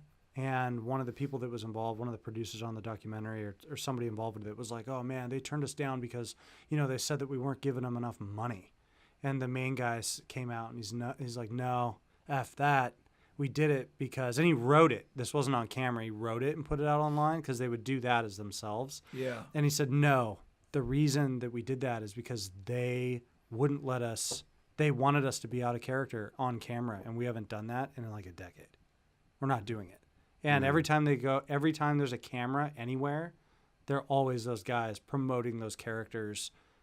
I mean, everything they do was that. They've kind of lightened up Yeah. a little bit because they've been doing it for 20 years. Right. But I mean, the first 10 years at least, they were hey there, going up. People called them by their character names. They dress like them every day. They're like hardcore about it. So like bands do that, wear their own shirts. It's kind of cool, I guess. I've never even thought about being an artist wearing your own stuff. Right. Like, it's the same thing. Yeah. Well, I mean, think about it this way: is if you owned any business and you did a wrap on your car, Mm-hmm.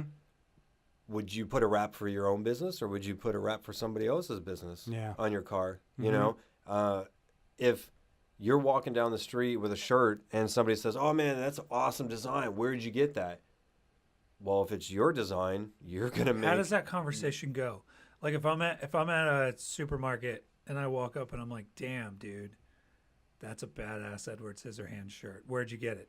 What's like? Was From it these awkward? hands. Yeah. I'm like, It's right. came from in here to these. Yeah. From No, my but mind. like you get what I'm saying? Like, Yeah, no, I say, I don't know. I mean, kind of every instance is different. I mean, it depends on how much time I have and, and all that kind of stuff. Or, if it's Well, just. let me show you something. So, yeah, if somebody's just like walking by and they're like, cool shirt, I'm not like turning around and Let me chasing them with a tell you, business card. Frisbee a business card. Yeah. No, I just like, oh, thanks. Like, I appreciate it. Like, this is actually like my shirt and then, or, my design. And then they're like, oh, really? And I'm like, yeah, like I drew it, blah, blah, blah. And like, I have it here and there and, whatever. And, usually they're like, oh, no way. Like, I'll remember that. Or, do you have a business card? Or, and. So, this is something I wanted to ask. What's your favorite medium? I'm going to get into that. For like my personal artwork? Yeah. Acrylic paint. Yeah. Yeah. What's the best brand?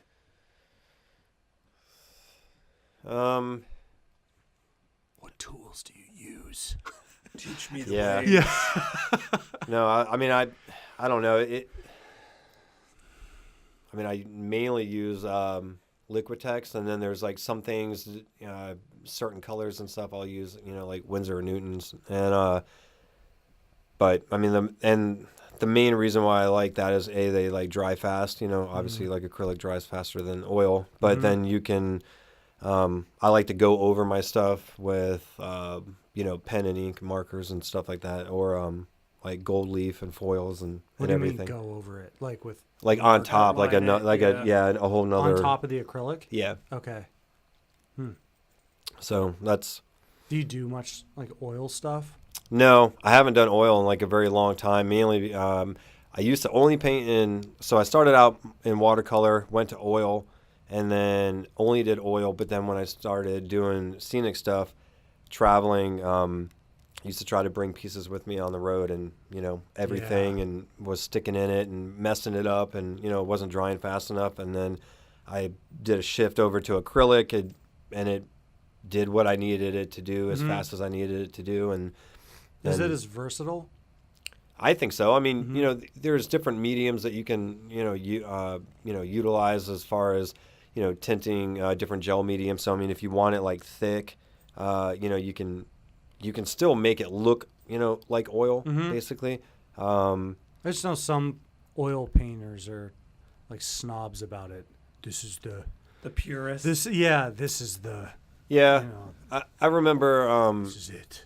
when I was in college, like I took a painting to school and I showed my art history professor, and I was like super proud of it. And he told me it was a waste of paint because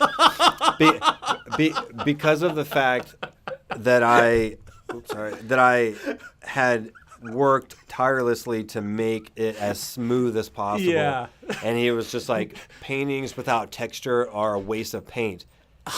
And I'm like, Oh, I was just like, I- that doesn't even make any sense. Like, you know how hard it was to get no brush strokes in this, dude, And- and like I will say too, I don't mind like a little texture here and there, but I do not like paintings that look like cheese graters. Yeah. Like I don't like paintings that. that you can see the brush the on edges it. that are. Mm-hmm. Yep. Yeah.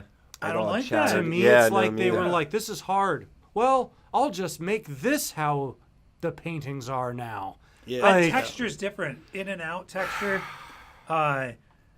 that's different. But when you could see a brushstroke where it ran out of paint, Right. that kills me. Yeah. It just looks lazy to me. I know. Yeah. Where Like it you looks could have like blended it ran that. out, and yeah, blending's different. But like, then you see the canvas texture. It's like, ugh, Yeah. you just ran out of paint, and you didn't fix that. Yeah. Yeah. No. It's interesting. Like I've walked up on people looking at my work at the same time, like I did a couple of years ago. I think it was before I met you, but I did one of those 10-foot tall Gibson fiberglass guitars for a charity thing that Nice, yeah. yeah, Gibson did. And so they did this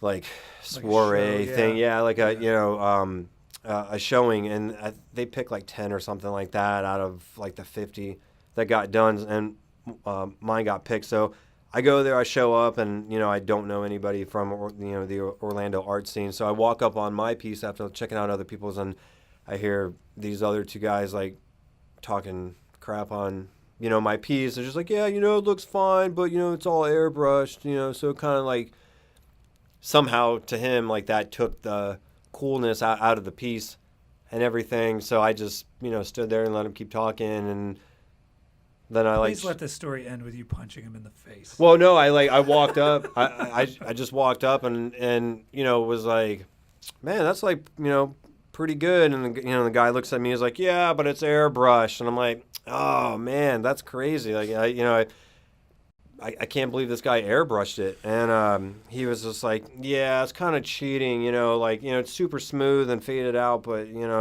it's a lot easier when you're using an airbrush. And I was like, that's kind of crazy, because to me it looks like somebody that sat there with 220 grit sandpaper and made sure that all the brush strokes were out of there. And he was like, why would anybody do that?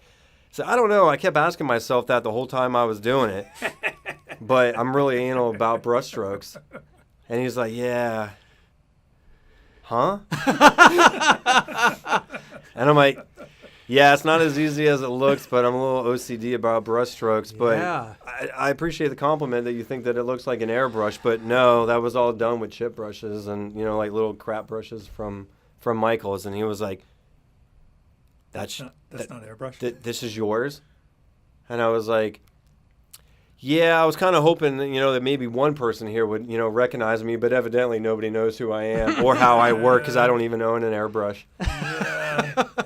And he was just like, oh, hey, what's your name? Oh, we should work together sometime. And yeah, it's just like, whatever. Wow. So That's amazing. That was pretty funny. I don't like it when you can tell that they've just like not even used a brush to put the paint on, like the oil paint. Like they've used one of those like wedge palette things, knives. the palette knives, and like, and it's this whole section of like wedged paint. Well, I think You don't it's, like that? I hate it. I think it's well. Okay, here's hang the thing. on. It's like with any craft, it has to be motivated. Exactly. When it's just a whole Like if they're painting doing like waves that, and I don't mountains, like it. Yeah. It's like if they're doing waves and mountains and it's motivated, there's a reason behind it. yeah. I think with any craft, it's that way where you just do it for the sake of doing it. Like gels in Yes. photography. Using gels to enhance something is good. Using gels for the sake of just using them is bad. You don't Yeah. want them in a portrait that's not justified, that there's a blue light coming from one side, Mhm. right? So I think that's just a technique Well, that yeah. shouldn't be used all the time. Exactly. It's a motivated thing. It I'm needs to be talking about motivated. like, if it's a whole painting, and it's smooth, you can see there's obvious skill, talent, they know what they're doing. And then, you've got some choppy water that's blended in nice, but that you can I don't know.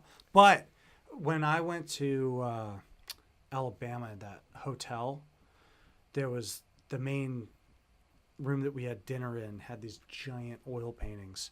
And, everybody's all dressed up looking at the paintings. Yeah. They're all, art critics now. Sophisticated. Yeah. Yeah. It's like, and I walked up to this group and I looked at this painting and I'm like, how did this guy sell this garbage? I mean, it's one of those things where it's like,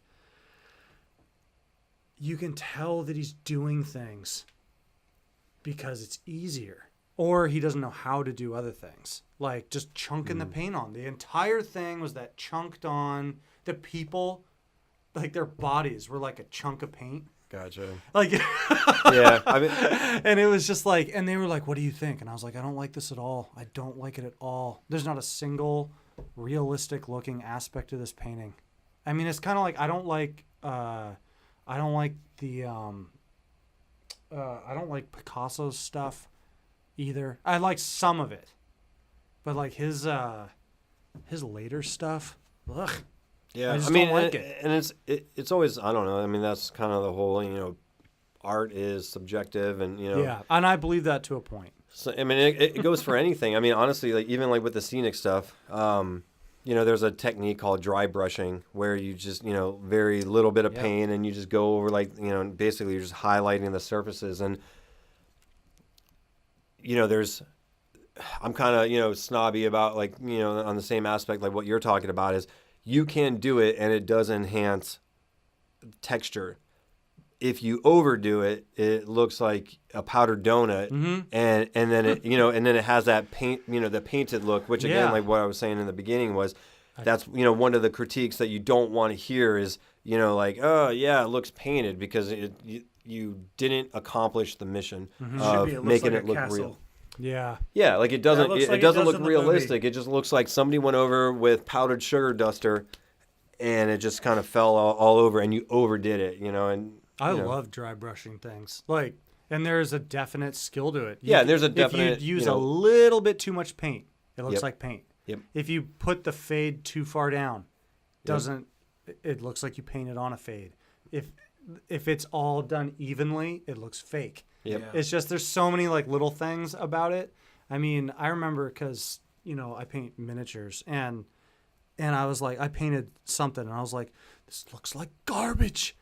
And just so I started going one of the first things that I hit on, the YouTube tutorials was, you're not going to make your models look good unless you dry brush. And I was like, what's that? And then I remember like I did it and I was like, huh, Right. Yeah. what? This just took like everything, just that little tiny skill. And I'm still, I've spent, so many hours dry brushing and still I'm like, am I using too much paint on this? Right. Oh yeah. Yeah. No, I mean, and Yeah. I like the whole, like, there is like a right and wrong, and I don't know. I guess it kind of depends on how how your brain processes things. Because there's the people that, there are no accidents and and all that kind of stuff, and there is Happy no wrong, accidents. and honestly, I don't believe that. You know what I mean? It's like Napoleon Dynamite. You put too much shading on the upper lip and it looks like a mustache. You put the eyes too far apart on a realistic, photorealistic portrait. I can guarantee you the client is not going to be happy that their eyes are 4 inches apart. I think that the thing that impresses me the most is photorealistic stuff. Yeah. If you can draw a face, people drawing faces. Well, blows my mind. There's that uncanny valley. About like the uncanny valley. Yeah. Yeah.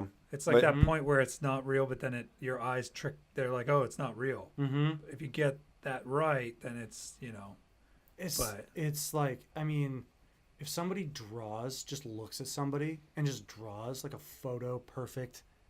Yeah, picture everything's of in them, proportion it's like, and all what? that. And it's just like, how did you pick that up and translate it to your hand Yeah. and make that? Yeah. What kind of mapping system do you have? Yeah, which is funny though, because then there's people that are like, oh, like there's no value in that because all you're doing is copying it. There's no emotion in it, which I don't believe that. But when you put those, but the thing is I'm not even talking so much like just Rich. I'm talking about if, let's say you get the skill down where you can copy people, but then, of course, you take, all those techniques and then you start making your own people with it. But they look like, 100% realistic people that, that stuff is like, dude, how did you do this? That's way more than chunking some paint on to make a sun. That's like, what? How long did this? No, it took me half an hour. Like, what? How long you been doing this? Just about 10 minutes. Yeah. Bought this at Michael's. That stuff is crazy. They had a 50% off coupon, so I thought, why not? And one of the reasons that are like, oh, it's just a warm up. Yeah, and one of the I love reasons that that. I say that I don't like Picasso, but I don't say that he's not a good artist because he could also do that stuff. He went into genres that I don't like. That I'm like, ugh. But I know that he can do all of it. Right. Awesome. I'm amazing. not a big fan of Warhol. But I also, my main thing with Warhol has always been the attitude. Right. His was the attitude, which I never really appreciated, and I probably never will because I don't like that. I'm an artist. I'm going to stack these cans, and you'll buy it. There's an artist out there that sold shit. Yeah. You know that, right? Oh, yeah. Like and technically so did he. No, he did it. He did it. It's actually a funny story. He sold the shit in a can, labeled it, numbered it, artist shit, and he said he sold it because his dad told him that like something about his paintings were shit and he'd never sell shit or something like that. Dude sold it. Yeah.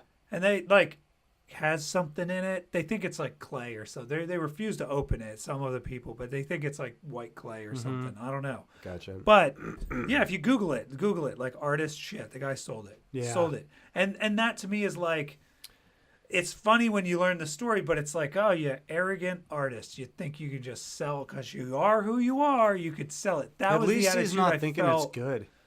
Oh, yeah. Well, no, before you know the story, you I'm sure think that he thinks it's good. Gotcha. You think Yeah, he's this yeah, artist yeah. that's like, I'm an artist. I bet I could sell shit if I want to. And then he puts it in a can and sells it. That's how I perceived Warhol. So I never really pursued looking into him. I don't know. That's just me, but I'll never say he's not a good artist. Right. The same thing as what Caleb said. I'm just like, not my thing. I'm a Dali guy. I like Picasso. See, but like he likes, like to me, Dali's- like Dolly's the epitome of what you were just talking about. What? That I can't stand. Yeah. Are you Nah. serious? He was like the Nah. the like I'll paint this and only this because it's the best shape, and that guy was like 100% what you just described that you No. don't like. Well, but that's the thing. But Don't- no, but here's the thing, is that Dali to me had the talent and skill to back it up, like you said, Picasso had. Yeah. I don't see anything that Warhol's ever done that I've been like, damn, he's got the skill to back that attitude up. Like Dali Yeah. did things. When I went through his museum, there's paintings in there mind-blowing. that he specifically did to prove a point, and you Right. could tell. Oh, yeah. There was things where it's like, I'm going to paint this girl's hair because this teacher is telling me to paint it, and I'm going to do it exactly like the masters. And then there's another painting, and you can walk right up to it, and it's got every element that is impossible to paint. And it was like, I call it Dali's middle finger. That's what I call that painting. It's got chrome, it's got glass, it's got water, it's got shadow, it has patterns, it's a bunch of stuff in it that's like, oh, you think that's hard? You think that's hard? Right. And then he's Got just some like, Escher. here you go. Yeah, here's some Escher in here. I've Yeah. got some repeating patterns. Yeah. Literally, I call it Dali's middle finger. And I remember standing there like, I wouldn't even know where to begin with half of these elements. Yes. He's got wine glasses, But- he's got cloth. But you're talking Right. about attitude. He had It's the not the attitude but that it's you the- do But he not also had like. the skill, though. I mean, has like you're the saying, he had skill the to back skill, it up. skill to back it Yeah. up. It's like, okay, everybody knows Dali for melted clocks, you know, and he has been able to sell millions, literally, you know, of that kind of stuff. But at the end of the day, he can go back and paint everything realistic. Dude you can paint know, like whatever he what you're wanted. what you're Yeah. talking about. Yeah. Warhol to me, So you have more respect for him, basically. Yes, and And- I and his also like abilities. surreal. I like the surreal paintings and skill set of Dali, but I like Dolly's art. I that's think what I it's mean. amazing. I know don't his, like him his that much. He's attitude so was annoying. a little eccentric, and he Yeah. was very A like, little? well, okay, yeah, a lot. But that was his shtick. I got Yeah. that. But with I don't know. I guess maybe with Warhol too, it was that era that I didn't like. I also don't like the doors. Gotcha. Like it's that Ugh. like. Yeah. Hey, like I don't know. It's just not my And thing. their I'm not organ. knocking anybody who likes Their them, organ. but like I said, and again, I'll never say Warhol didn't have skill or talent. It's just not my thing. I think that So- I look at Warhol. He's one of the only painters that I think more of as a designer. Yeah. Well, I mean, I always say 100%. he I was would a. agree with that. I yeah. you know, Well, no, I was gonna say. I mean, I've always looked at him as a marketer more than an artist. Yeah. I mean, and he even said, has said it, himself. I mean, there's things where he wasn't even signing his own name to pieces that he wasn't even creating, but they were his. I mean, yeah. Well, but and that's the thing. I guess when I started learning about art and getting involved in art and being an artist and growing in that, when I saw his stuff, it was like you filmed a guy for 8 hours sleeping. yeah. That's what you did. That's Yeah. Like, and I get that it was like I don't know. I felt like people put him on this pedestal. Right. Oh, you just can't comprehend the feeling that you get from watching a guy. Well, and that's the problem sleep. with people's opinions is, you get around somebody that has influence to other people, and their opinion is what you're saying. Yeah. You know what I mean? And there can be literally 10,000 other people saying, "Oh, it's crap," and it's just, this guy's sleeping, but because that felt one like person. I felt like he took advantage of. I see it all the time. Well, People he will started look at a painting trend. and they'll go, Yeah. the artist was feeling this when he painted it, and he was doing this, and we Stanley do this all the Kubrick movies. time. We do that. Yeah, we do this all the time with like when that Donald Glover or Childish Gambino came out Oh, with This yeah, Is yeah. America. People are like, "What does it mean?" And they asked him, and he's like, "I'm not telling you what it means. Yeah, there's a million. There's a million things it Things can it mean. can mean, You yeah. tell me what it means. Like, Yeah. what does it mean to you?" I like that when that kind of attitude, but like I felt with Warhol, everyone tried to explain it more. And maybe it's the people that ruined Warhol for me and not so much him. Mm-hmm. But I don't know. I thought the funniest thing about Warhol was him in Men in Black 3. It was like an undercover cop, and it was Bill Hader. I liked him better when I found out that he was poor for a long time. Okay. Like, it wasn't like a thing where he grew up in like some rich society and he had people throwing money at him. Right. And it was like, buy my junk. Yeah. Because I'm this. He was like, I remember a story about him, and I heard it, I don't know, long time ago, like when I was a teenager, that Andy Warhol for years would be so poor that he would take the sheets off of his bed and paint them because he couldn't afford any canvases, and he'd go downstairs out on his stoop and hang them and try to sell them on the street so he could eat. For years, he did that. Yeah. And it was like, and so like when people are like, oh, you know, he's taking other people's art and, you know, he owns it now. And it's like, yeah, because that dude had no money. That guy he wants money. Like, I think that a lot, I mean, Yeah. Even at a young age, it was like, man, that must have sucked, man. Yeah, I mean, and he'd go around asking people, do you have any flat surfaces? And people would be like, no, go away. Like, yeah, I have a book. I want to say it's the Andy Warhol diaries. I think it's his own diaries. But he said that his very first job was to go, and he used to draw like fashion magazines and stuff like that. But he went to a department store and brought his drawings in just a brown paper bag.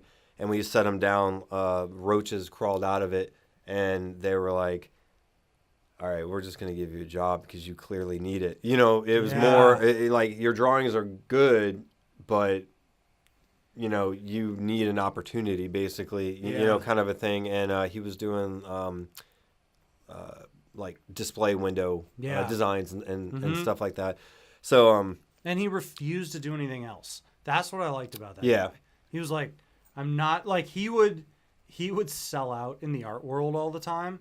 But as far as like, oh, you know, why don't you go, you know, be a bank teller? Like, what? It was like, it was like, or I'll paint my bed sheets for $5. right. Like, Yeah. that's what I always liked about that guy. And then, like, he blew up and he became part of, you know, the pop culture. He became like, his work became pop culture icons in many different ways. And I definitely see what you're saying about that guy. Yeah. For sure. Again, and it's it's more annoying. just like to me, Dali was always intriguing. It was always like, who's that guy? Like, what's happening with that guy? His mustache, everything about his look. Yeah. I always thought that he reminds me of an artist, Vincent Price. Like you get what I mean? Like, just very like. I wish he was that. Yeah, and I think the more you look into him, you're like, oh, okay. Yeah, don't. That's I wish I'd never watched interviews with him. Yeah, that's the thing is mistake. I don't really watch interviews with that guy because I know that I'm gonna be like, oh god. Yeah. Don't ever meet your heroes. Yeah, but like just images of that guy and just the way he held himself, I always thought was just so cool. Just like I don't know, but that comes back to that. The rhinoceros. So what's beautiful shape. like what's something that really annoys you about like when you see like what's like a cliche that annoys you? Like for us with designers, of being a designer, it's like I don't like papyrus, or being a photographer, I don't like spot color where they turn the photo black and white except for the eyes blue. Like what's something that like really bothers you about painting? A hack move. A hack move. Ooh, overplayed. Call him out, James. Man, that's a good one. Yeah. What don't I like? Besides brushstrokes.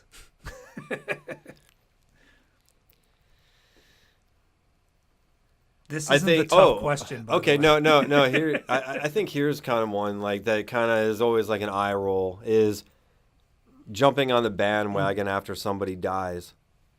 And pushing out a portrait for sale. Like, you didn't like them enough, you didn't respect them enough to paint to them paint them while they were alive, but you're gonna jump on a bandwagon and sell it. You know what I mean? Like that kind That's a of. good one. On Imager, I'm always in Imager, or is it Imgur? I don't know. Imager. Anyway. Imager. So they go on, like, whenever someone dies, everyone, like, you know, people are doing these, they call them point grabs, and they just start downvoting them. Because they'll do like R.I.P. Carrie Fisher, and they're like down, because you didn't care. Right. Like if it was like the Carrie Fisher fan page Imager, then they'll like. Right. But they're like, yeah, it's just they don't like when they do that. And I feel like with artists, it's the same thing. I get doing a little tribute, but not selling it. Like I've done that. Like I did a little Carrie Fisher, like, you know, thanks Princess Leia kind of thing out of a design that I had already made. Right. But I wasn't like, here, go buy it. You Right. get what I mean? Yeah, Like, yeah. No, I mean, I totally agree. I mean, there's, you know, I think stuff like that, or, well, I mean, that would be the biggest one. I totally get when there's like a new movie that comes out, and then, especially, you know, like horror movie or something like that, because there's like a lot of fan art with like horror stuff. Well, where, that's their business. Yeah, the movie comes out, Yeah. and then, you know, people are doing either like still shots from the movie, or just the, you know, the movie cover or whatever you want to call it. There's that, but I don't know, something about the whole death thing is kind of lame, you know? Yeah. I mean, because it's like, are you really even a fan of that person, or are you there just to... You're just an opportunist. Yeah, you know, so I would say that's probably like the biggest. Like I said, it's more of an eye roll. Like I'm not going to sit there and be like, you know, liar, you know, or whatever online. It's just like, okay, and it's the same picture, you know what I mean? Everybody's doing the same, you know, they were in a magazine or whatever, and everybody's doing the same image. So we'll wrap this up because we're coming up on this is a pretty long podcast. Yeah, it's pretty good. So my question that I warned you before that I don't. I was wondering that wasn't it. Last that wasn't one. it. But that was so it's two questions. One, what do you like the most about being a creative? And then answer this one before Just you give me the other one first. Yeah. I think more than anything is the being able to start with nothing and ending with something, and having just the thought process of, what do I want to do? Then think through it. How do I want to accomplish it? You know, like what size, what materials, what color, you know, like what techniques and all that. And then actually like doing it, and then seeing the whole thing like come together. I know like at work, doing the scenic stuff, I really started noticing this, but in my own like personal artwork, I mean, it makes sense too on like a much smaller scale, but I always used to say it's like a puzzle where, you know, you can do like the, you know, the outline frame thing first, and then you close it all up, and that there is like an ending, and just, you know, the satisfaction of being able to put that last piece in, and then you're just like, man, it's done. And then you can like turn it around and like show people, or, you know, people standing over your shoulder and be like, oh man, like I was wondering how that was all gonna, you know, come together, you know, you know, friends and, you know, now like with social media, putting it out there and stuff like that. It's just the whole like, oh, I wasn't sure what it was going to be, you know, in the beginning, and now it's finished and I can see it, and like, oh man, that was cool. I never would have assumed it was going to do this or that, or, you know, all that. So, you know, or I really like how you did that. And I mean, there's a lot of stuff, especially like with work, you can't take that home, but there's always going to be things that I remember.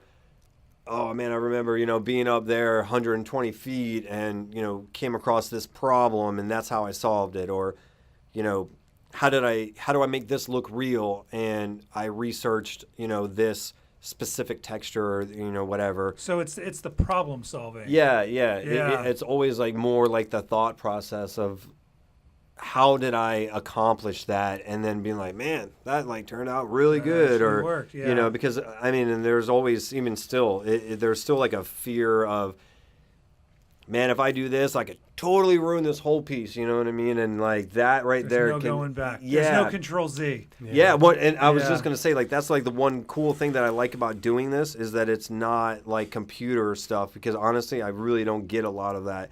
But it's not a mask, you know. You don't just put a layer down and then try something and then you don't like it and you press delete and it goes away. And that bleeds over into real world. Yeah. I don't know if that's like a condition, but I was painting my daughter's room last night and I did something and my first reaction was undo. Like it bleeds over into like, because I work in Photoshop and Illustrator all the time. I make a mistake, I just hit undo.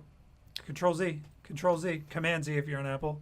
But Control Bob Z, Ross right? method. But no, I do it and I'm like, oh God, that was committed. I'm committed. So it's a different mind frame, and I find myself in the real world being like, damn. So that's a great answer. Second question is, what is your least favorite thing about being a creative?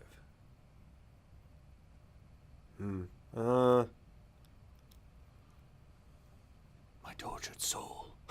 Yeah.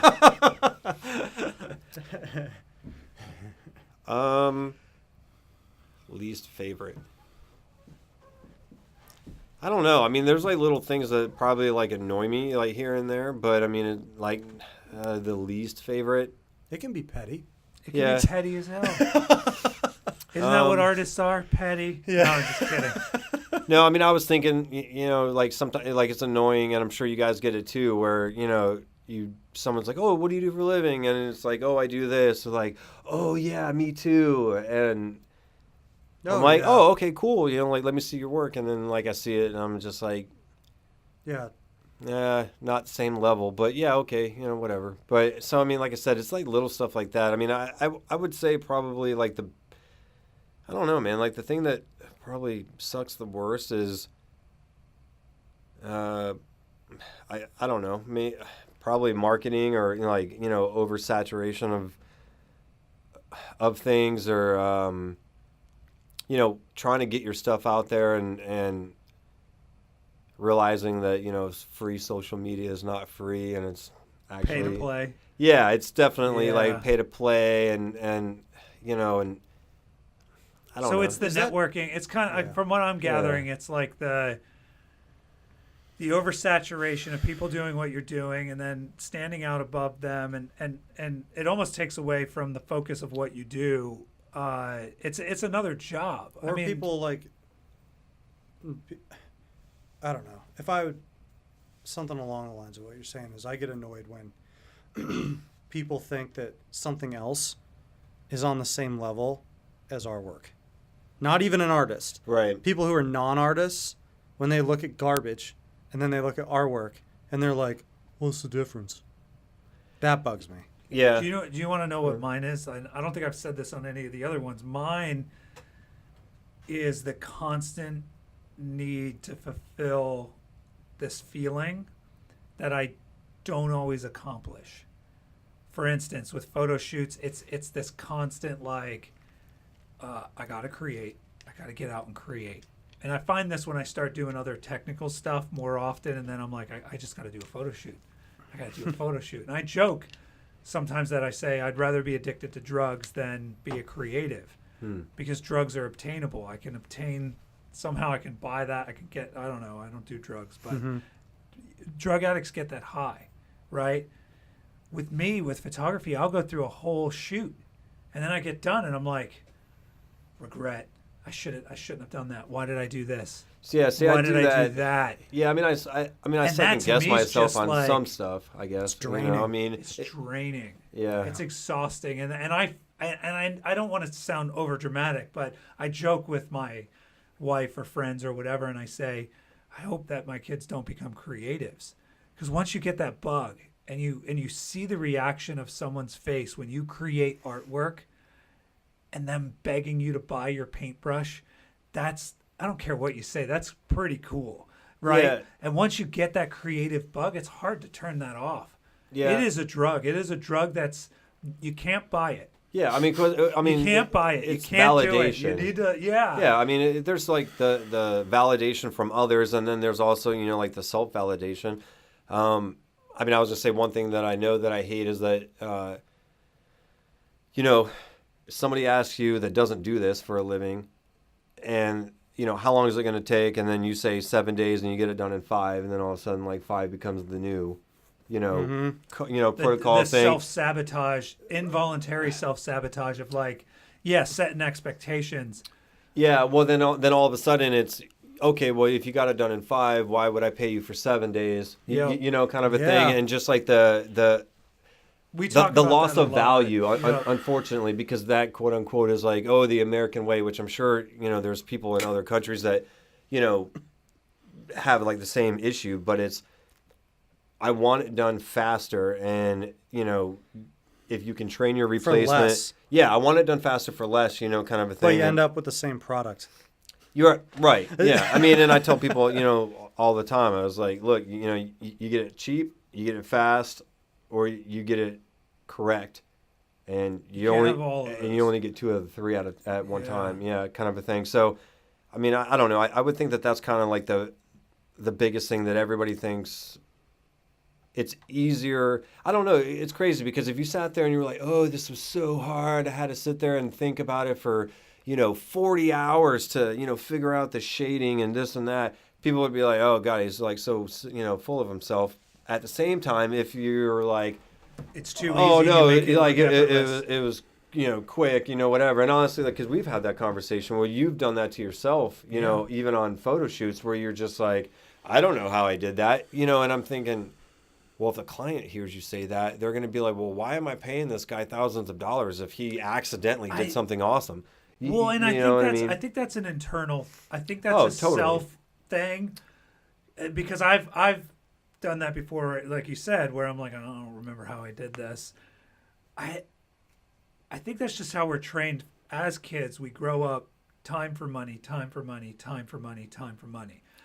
And I like to look at industries where we're like, well, why is this considered time for money, when really it's a value of this thing being received, right? So to me, I think the industry as a whole, or whatever industry that is, whether it's scenic's more transactional, it's more we're coming in, we're creating this, the return is a high dollar value, whatever. When it comes to artwork or a project or a commission, the first thing you do is go, oh, how much time is this going to cause me to do it? Let me charge for that.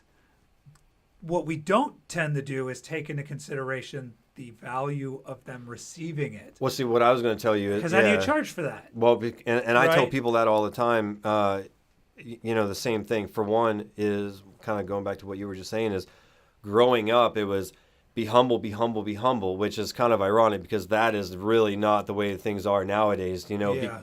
Because there's so many people out there that have, videos and books and all that say, like Andy Warhol did not get where he got by being humble. Yeah. These NFL stars did not aren't where they are because they were humble. Like, oh yeah, so I got 47 sacks last season, but don't really want to talk about it. Yeah.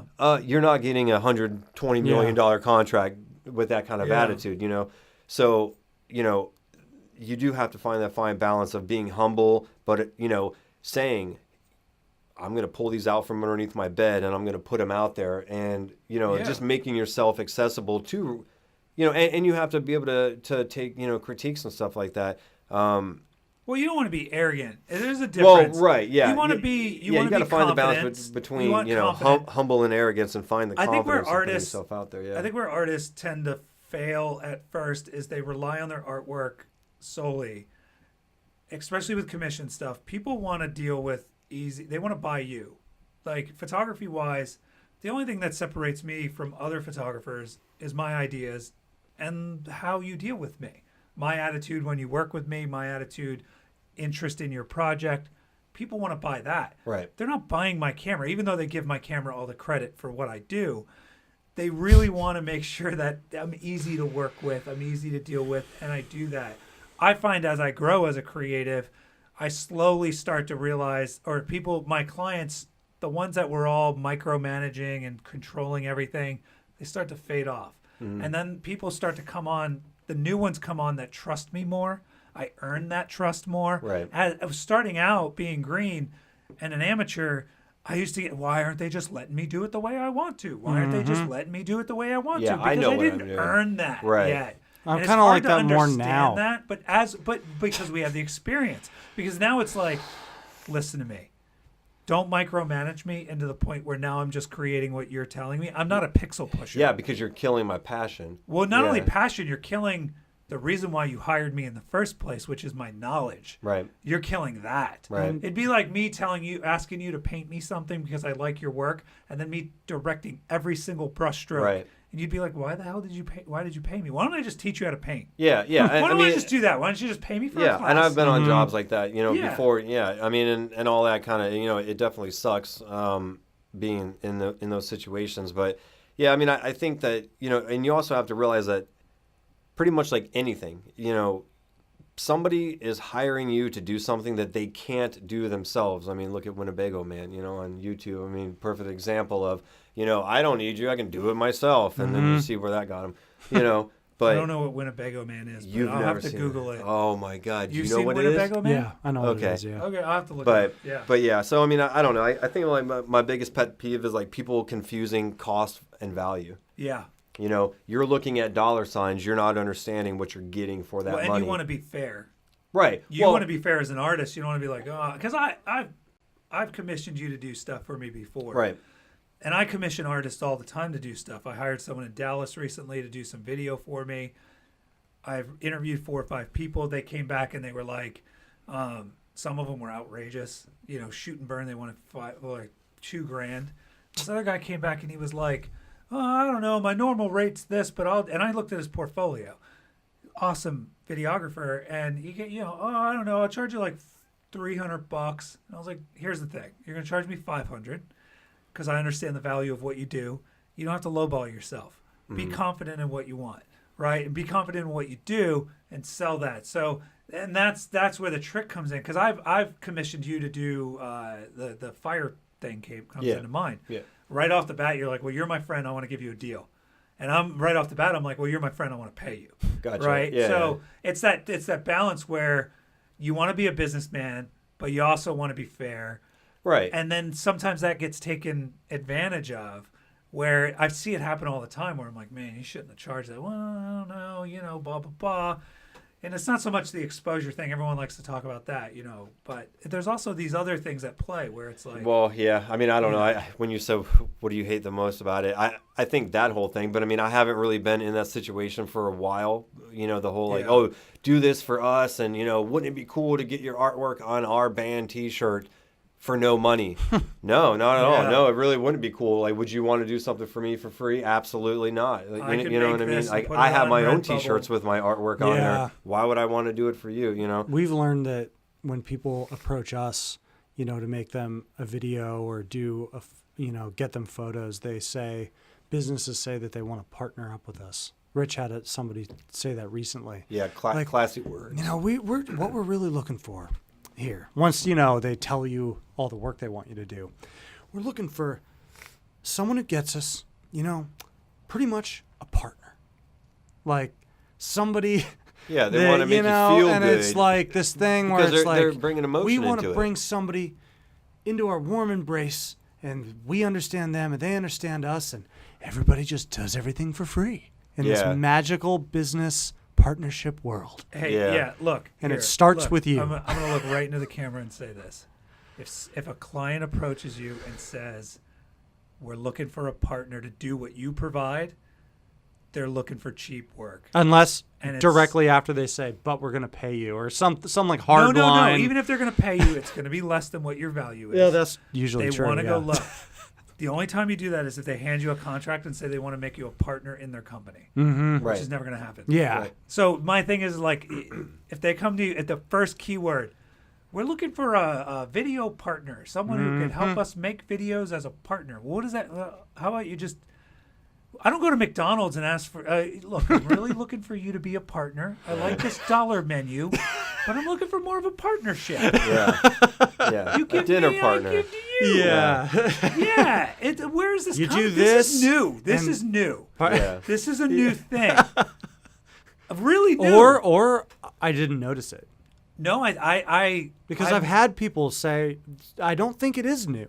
I think that people, when I think back, once we started realizing this trend recently, I'm like, wait a minute.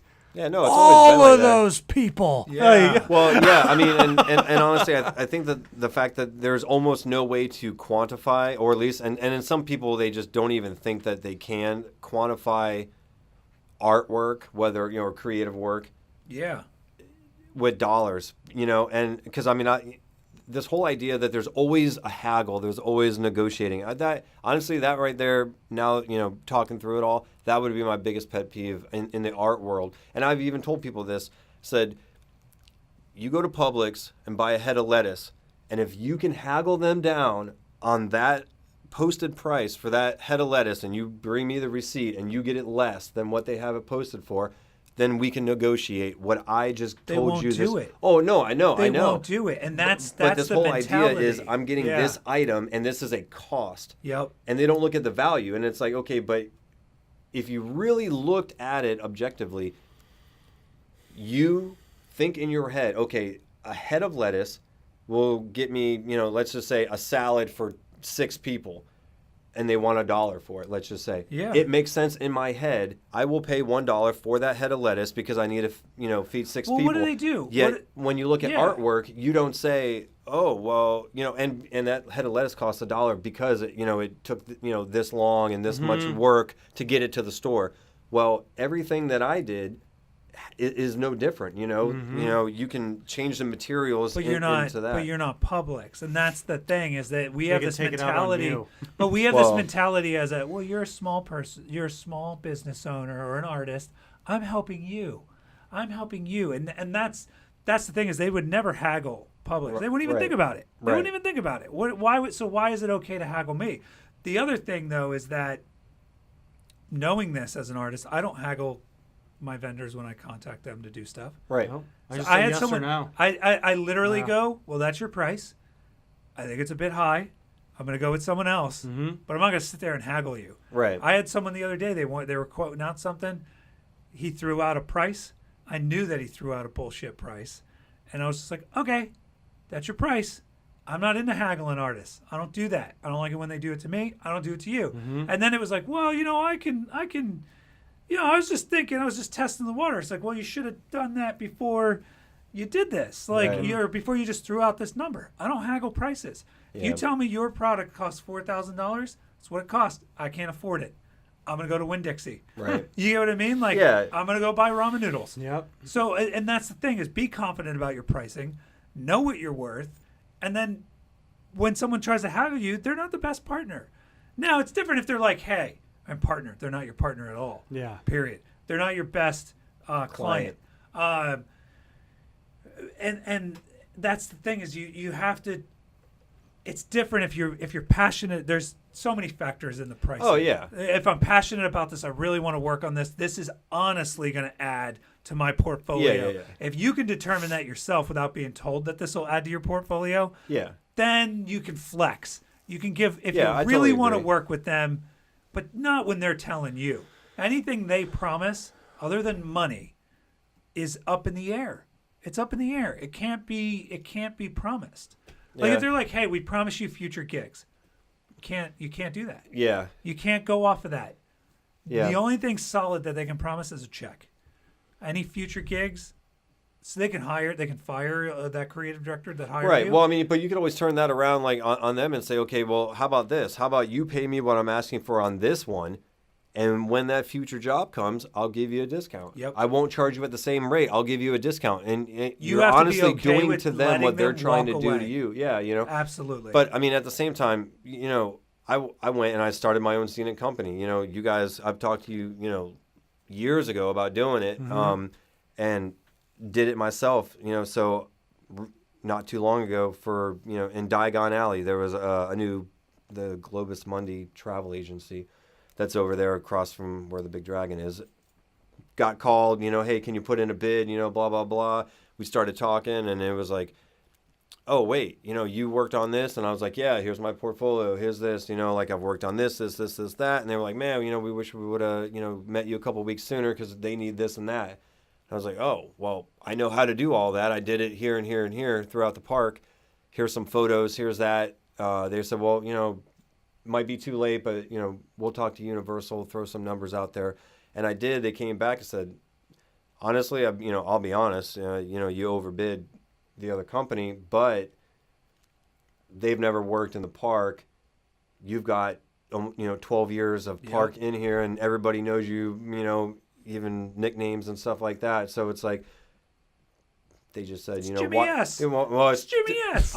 Ironically, it's Tackle Box because of all the, Oh, because all the headgear. piercings. Yeah. yeah. But, they were like, so, watch your numbers on the next one, kind of a thing. But, you got it because of the reputation and Exactly. and all And the that quality. kind of stuff. Yeah, And the and quality. yeah. The reputation of the quality Well, and, it's a and guarantee getting it done. because that you guy's know. job is to get that job done for his boss. Right. And now he knows, we're going to spend a little bit more, but at least it's not going to get messed up. It's not as big Well, of a gamble. Yeah. Again, I mean, that's where the value, don't confuse cost and value because, this was, we're going to send 3 guys in there. They're going to get it done in a week. I went there by myself. I got it done in a 3-day weekend. So when they came in on Monday to see Damn, it, you must be pissing people off. where it was, they were like, You must be. you're done? And I'm like, you paid me to be done. And Yeah. they were like, touche. So, you know what I mean? Damn. So it's kind of, under promise, over deliver. Honestly, I told them 5 days. I got it done in 3. So, there's always going to be that grumbling of like, oh man, we just paid you all that money to do this in 3 days. Which is so stupid. Yeah. And I'm like, I'd be like, good. Oh yeah, no. I mean, because it's that. No, from The an initial- employer, not from the artist. I'm saying like as an employer, I'd be like, oh, you did it in 3. Yeah. Thank God. But I that don't have to initial- block this off for 5 now. Yeah, but that initial like, man, we just paid you all this money, and it's like, right, but it's done, and they're like, hell yeah. The Like, alternative yeah. is 20 days to never being done. But you Like- also got to remember, there's also going to be those employees that are bean counters, and that is their mentality. That's why, Yeah. and honestly, that's why they're there. They're not, Yeah, I just know. we're Universal, and we're just gonna, throw all this money out Yeah. because eventually you're going to get fired for doing that. You know You what do I the mean? backhand. But I'd do the. You do. Never mind. well, The money throw. I just I don't just even. noticed it was a I just little don't even bit- care, and I was like, just get it out of there. But yeah, so I don't know, man. My favorite haggle, the one that I do like, is when people come to me. It's my favorite transaction, is when they say, listen, I don't know how much you charge, but I want you to do this, this, and this. My maximum that I will pay you is $1,000. Can you do it? And right It's not there, really a haggle if I as much say as it is, yes, but there's it the is though. offer. Or Yeah, even I no, mean, you're okay, stating no. your budget. Yeah. Okay, Yeah. let's say I say, they're like, I want you to quote it, and then I quote it, and they're like, I don't have that. You said $2,000. The most I can pay is $1,700. That is a haggle, technically. Yeah. No, But it's also like yeah. a yes or no kind of a thing. I don't mind that. No, me neither. That's because, and then if Yeah. I say no, I can't. They go, all right, cool. Well, then maybe next time. Right. Well, Then that's I okay. mean, with that, I say, okay, you put it out there. I'm not going to give you an answer right now. Let Mm-hmm. me go back. Let me double check my materials, how long it's going to take me, to Mm-hmm. get it done. Because at the end of the day, I am not going to give you crap. I Yeah. don't want to be associated with a crap product. So, well, you if- can't do less quality based on price. Yeah. well, What we do, we can't dial back. Well, right, We and- noticed that our $50 photo shoots are the exact same as Right. our $5,000 photo and then, but then because we you're- don't have a dial. right. But then you're pissed at Correct. yourself Oh, because you're yeah. like, man, look, look at all the time. Well, that's I've why put we don't into do this." $50 photo shoots. Well, anymore. well, exactly, and that's what I'm saying. So I'm like, okay, let me go back. Let me look at what I can do, and then if I can't do it for for $1,700, and I want $2,000. Let's just say, Yeah. I just how long did it take you to save up the $2,000? Oh, 3 months. Mm-hmm. Okay, well, call me again in a month when you have that extra $300, Yeah. and we'll get it worked Yeah. out because I cannot do it. Or I'll say That works look, too. As long as they leave it I'll- alone then. Yeah, or I'll push them to somebody else. Do or, you know what I noticed something. that we do that has helped us a lot is when we have clients like that, we are on the invoice. If they're like, hey, I only have $1,000 and we really want to do the gig, and we say, well, our original rate's $2,000, and we accept the $1,000, we invoice them for $2,000 with a discount. And see what what that you're does saying. is it establishes the value of our service so that they know they're getting a deal, I gotcha. right? And I think that's important that people do that. Don't just give people a deal. Right. Let them know the value that they're saving. They do it at Because then you they can do it choose. at Publix. Yeah. When you walk into Publix and you buy a cartload of stuff, they say, Buy one, get one "Here's free." what you saved. Right. You saved $80 today. Yeah. Aren't we Right? great? Yeah, so you're Aren't aware. we all, you're Yeah, aware yeah, that you're you're saving that aware. money, but artists don't do that. They don't do that enough to where they're like, listen, I'm flexing a little bit, Right. but I need to show you the value that you're saving, and I need to show you what you're truly getting, because then you just become that $1,500 mark. You can't reach it because, well, why is the $500 raise? Right. Where did that come from? And even the on that, I have 1,700. Will you take it? And I'm like, yeah. Even when I do that, I invoice them for $2,000 with a discount down to 17. Yeah. No, I mean, so and like that- next time, that's a really good idea. Yeah, that makes like, sense. but that's like a little thing that I do. So, I usually only do that though after, like, when they've agreed. I don't give them a discount before I've quoted it. Well, then you become transactional. Exactly. I gotcha. And yeah, Yep. it's usually like, hey, listen, you got our normal rate's $2,000. You got 1,500. We want to work with you. And then when we invoice them, it reflects that, but it always says what our original rate was. Yeah. Because technically, if you come back to them the next project, you've just raised your prices by 25% if you go Right. back up to that $2,000, and then Right. you have to go run through this whole thing with them. Well, technically, I gave you a discount last time, so now this is our normal rate. And then it's they're coming back with these expectations. Yeah. Always establish it higher, even if you never charge them for it. Always just let them know. If anything, it sets you apart. Like, I'm doing you a favor. They feel like they're getting something. There is Yeah. something to that. So it's, Yeah. I mean, I think I look out a lot of times because like the clients that I typically deal with are, Disney, Universal, stuff like that where it's Yeah. already been established, you're contacting me because you want it done right, you want it done once, and you want it done fast. Yeah. Kind of a thing. And usually it's I hear it all the time on the phone where they're just like, just call them. It's, shit's hit the fan.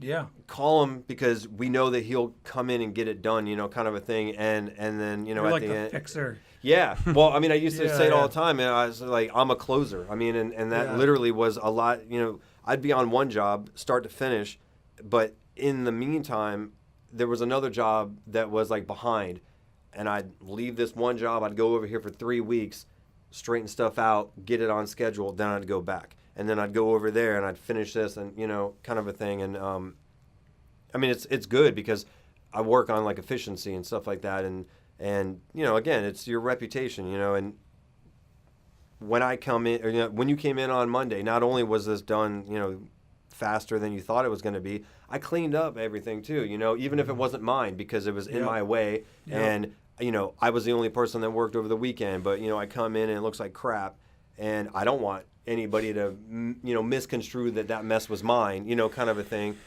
And, or, while I'm sitting here waiting for this to dry, I'm not just going to sit here on my phone or, you know what I mean? Or something. yeah, I'll go yeah. and sweep up or, kind of a thing. And it's like, at the end of the day, it's like, that's what you're paying for, is to not have to answer Well, it's to somebody. workmanship. It's craftsman. It's a taking pride in the whole thing, and Yeah. So, I mean, it's, and that goes a long way. And I think that artists, that's something that artists need to work on a lot, is taking pride in everything, the entire process from start to finish. Yep. How are these people dealing with me from start to finish? And I don't think that there are too many of out there that are self-aware of that. But if you look at from the moment that someone calls you, how do they deal with that? yeah. Then to the moment that the project is going on, how is that process? Is every single thing enjoyable along the way of a Right. very difficult thing?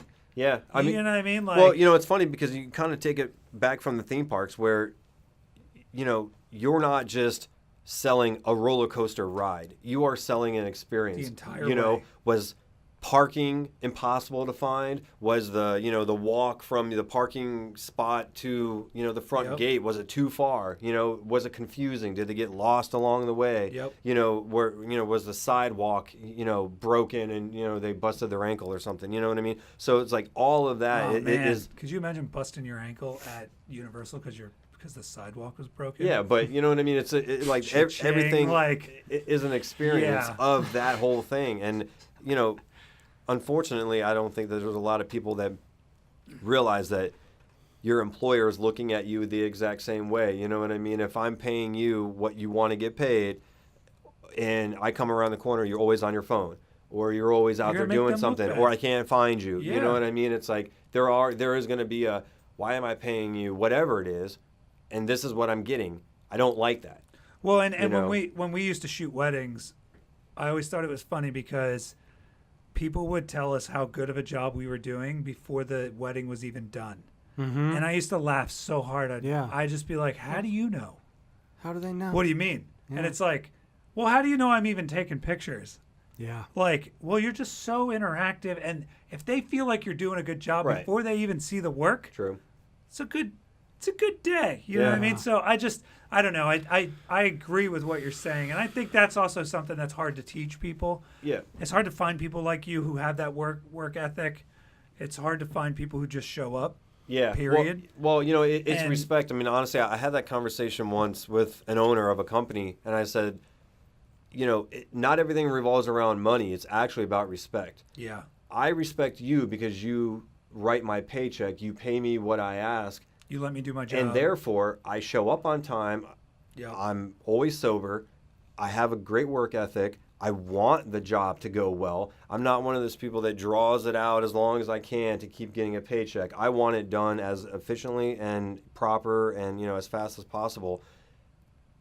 The reverse of that is you respect that I bring all of that here, and you don't try to lowball me when I say that this is how much money I want to bring you all of that. Yep. And he was like, man, never really looked at it that way. And I said, yeah, it's all about respect. If I didn't respect you, I would come in and, like some of these other people, like shit-faced and, whatever, or always on their phone, or, don't really care about it, and just like, somebody else will fix it.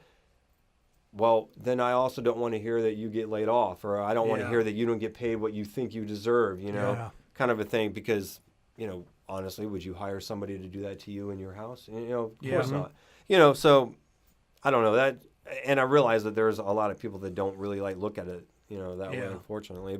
And that goes for obviously any industry, but that's cool, man. Yeah. Well, we're at All like right. 2.5 hours. Yeah, Usually the last question is the last question, and that led into. It's really I good know, stuff the whole though, because conversation. that's the point of this whole thing that we're doing is we want to talk about those things. Like, we're not. I mean, this is the opinion of three guys sitting that experience this stuff. So to me, it's like, I wish I would have known this stuff. Just heard someone talk about this stuff when I was getting into this, just to avoid some of this stuff where it's like, man, I used to do stuff for free. And I think it's important. That's the whole point of this, is just getting that out there. And that's why it's the rant. We want to rant about, and it's not a complaint thing. It's just, listen to this stuff. Here's what we did that works for us. And it's kind of like this insider knowledge. I mean, how long have you been doing this scenic stuff? Well, I mean, since 2003, 2002. So 15 years of scenic work. And that's a lot of knowledge that, I wish I would have known getting into this stuff. So anyway, so James, you can find his stuff on Instagram, mostly Redbubble, One Size Kills All, at Etsy. One Size Kills All on Etsy too. Yep. Awesome branding all It'll the way probably across be the in board. it'll probably be in the We'll put links in the description, but if it's available. Scenic, he also does clothing design. I know you do some of that too. Paintings, amazing stuff. If you want some unique artwork at your house or office or whatever, check his stuff out. It's really cool stuff. Anyway, thanks guys for watching and listening. if you'll on iTunes. No, we're not if on you iTunes. actually listen. Yeah. Anyway, thanks guys. Later. Appreciate it. Thanks.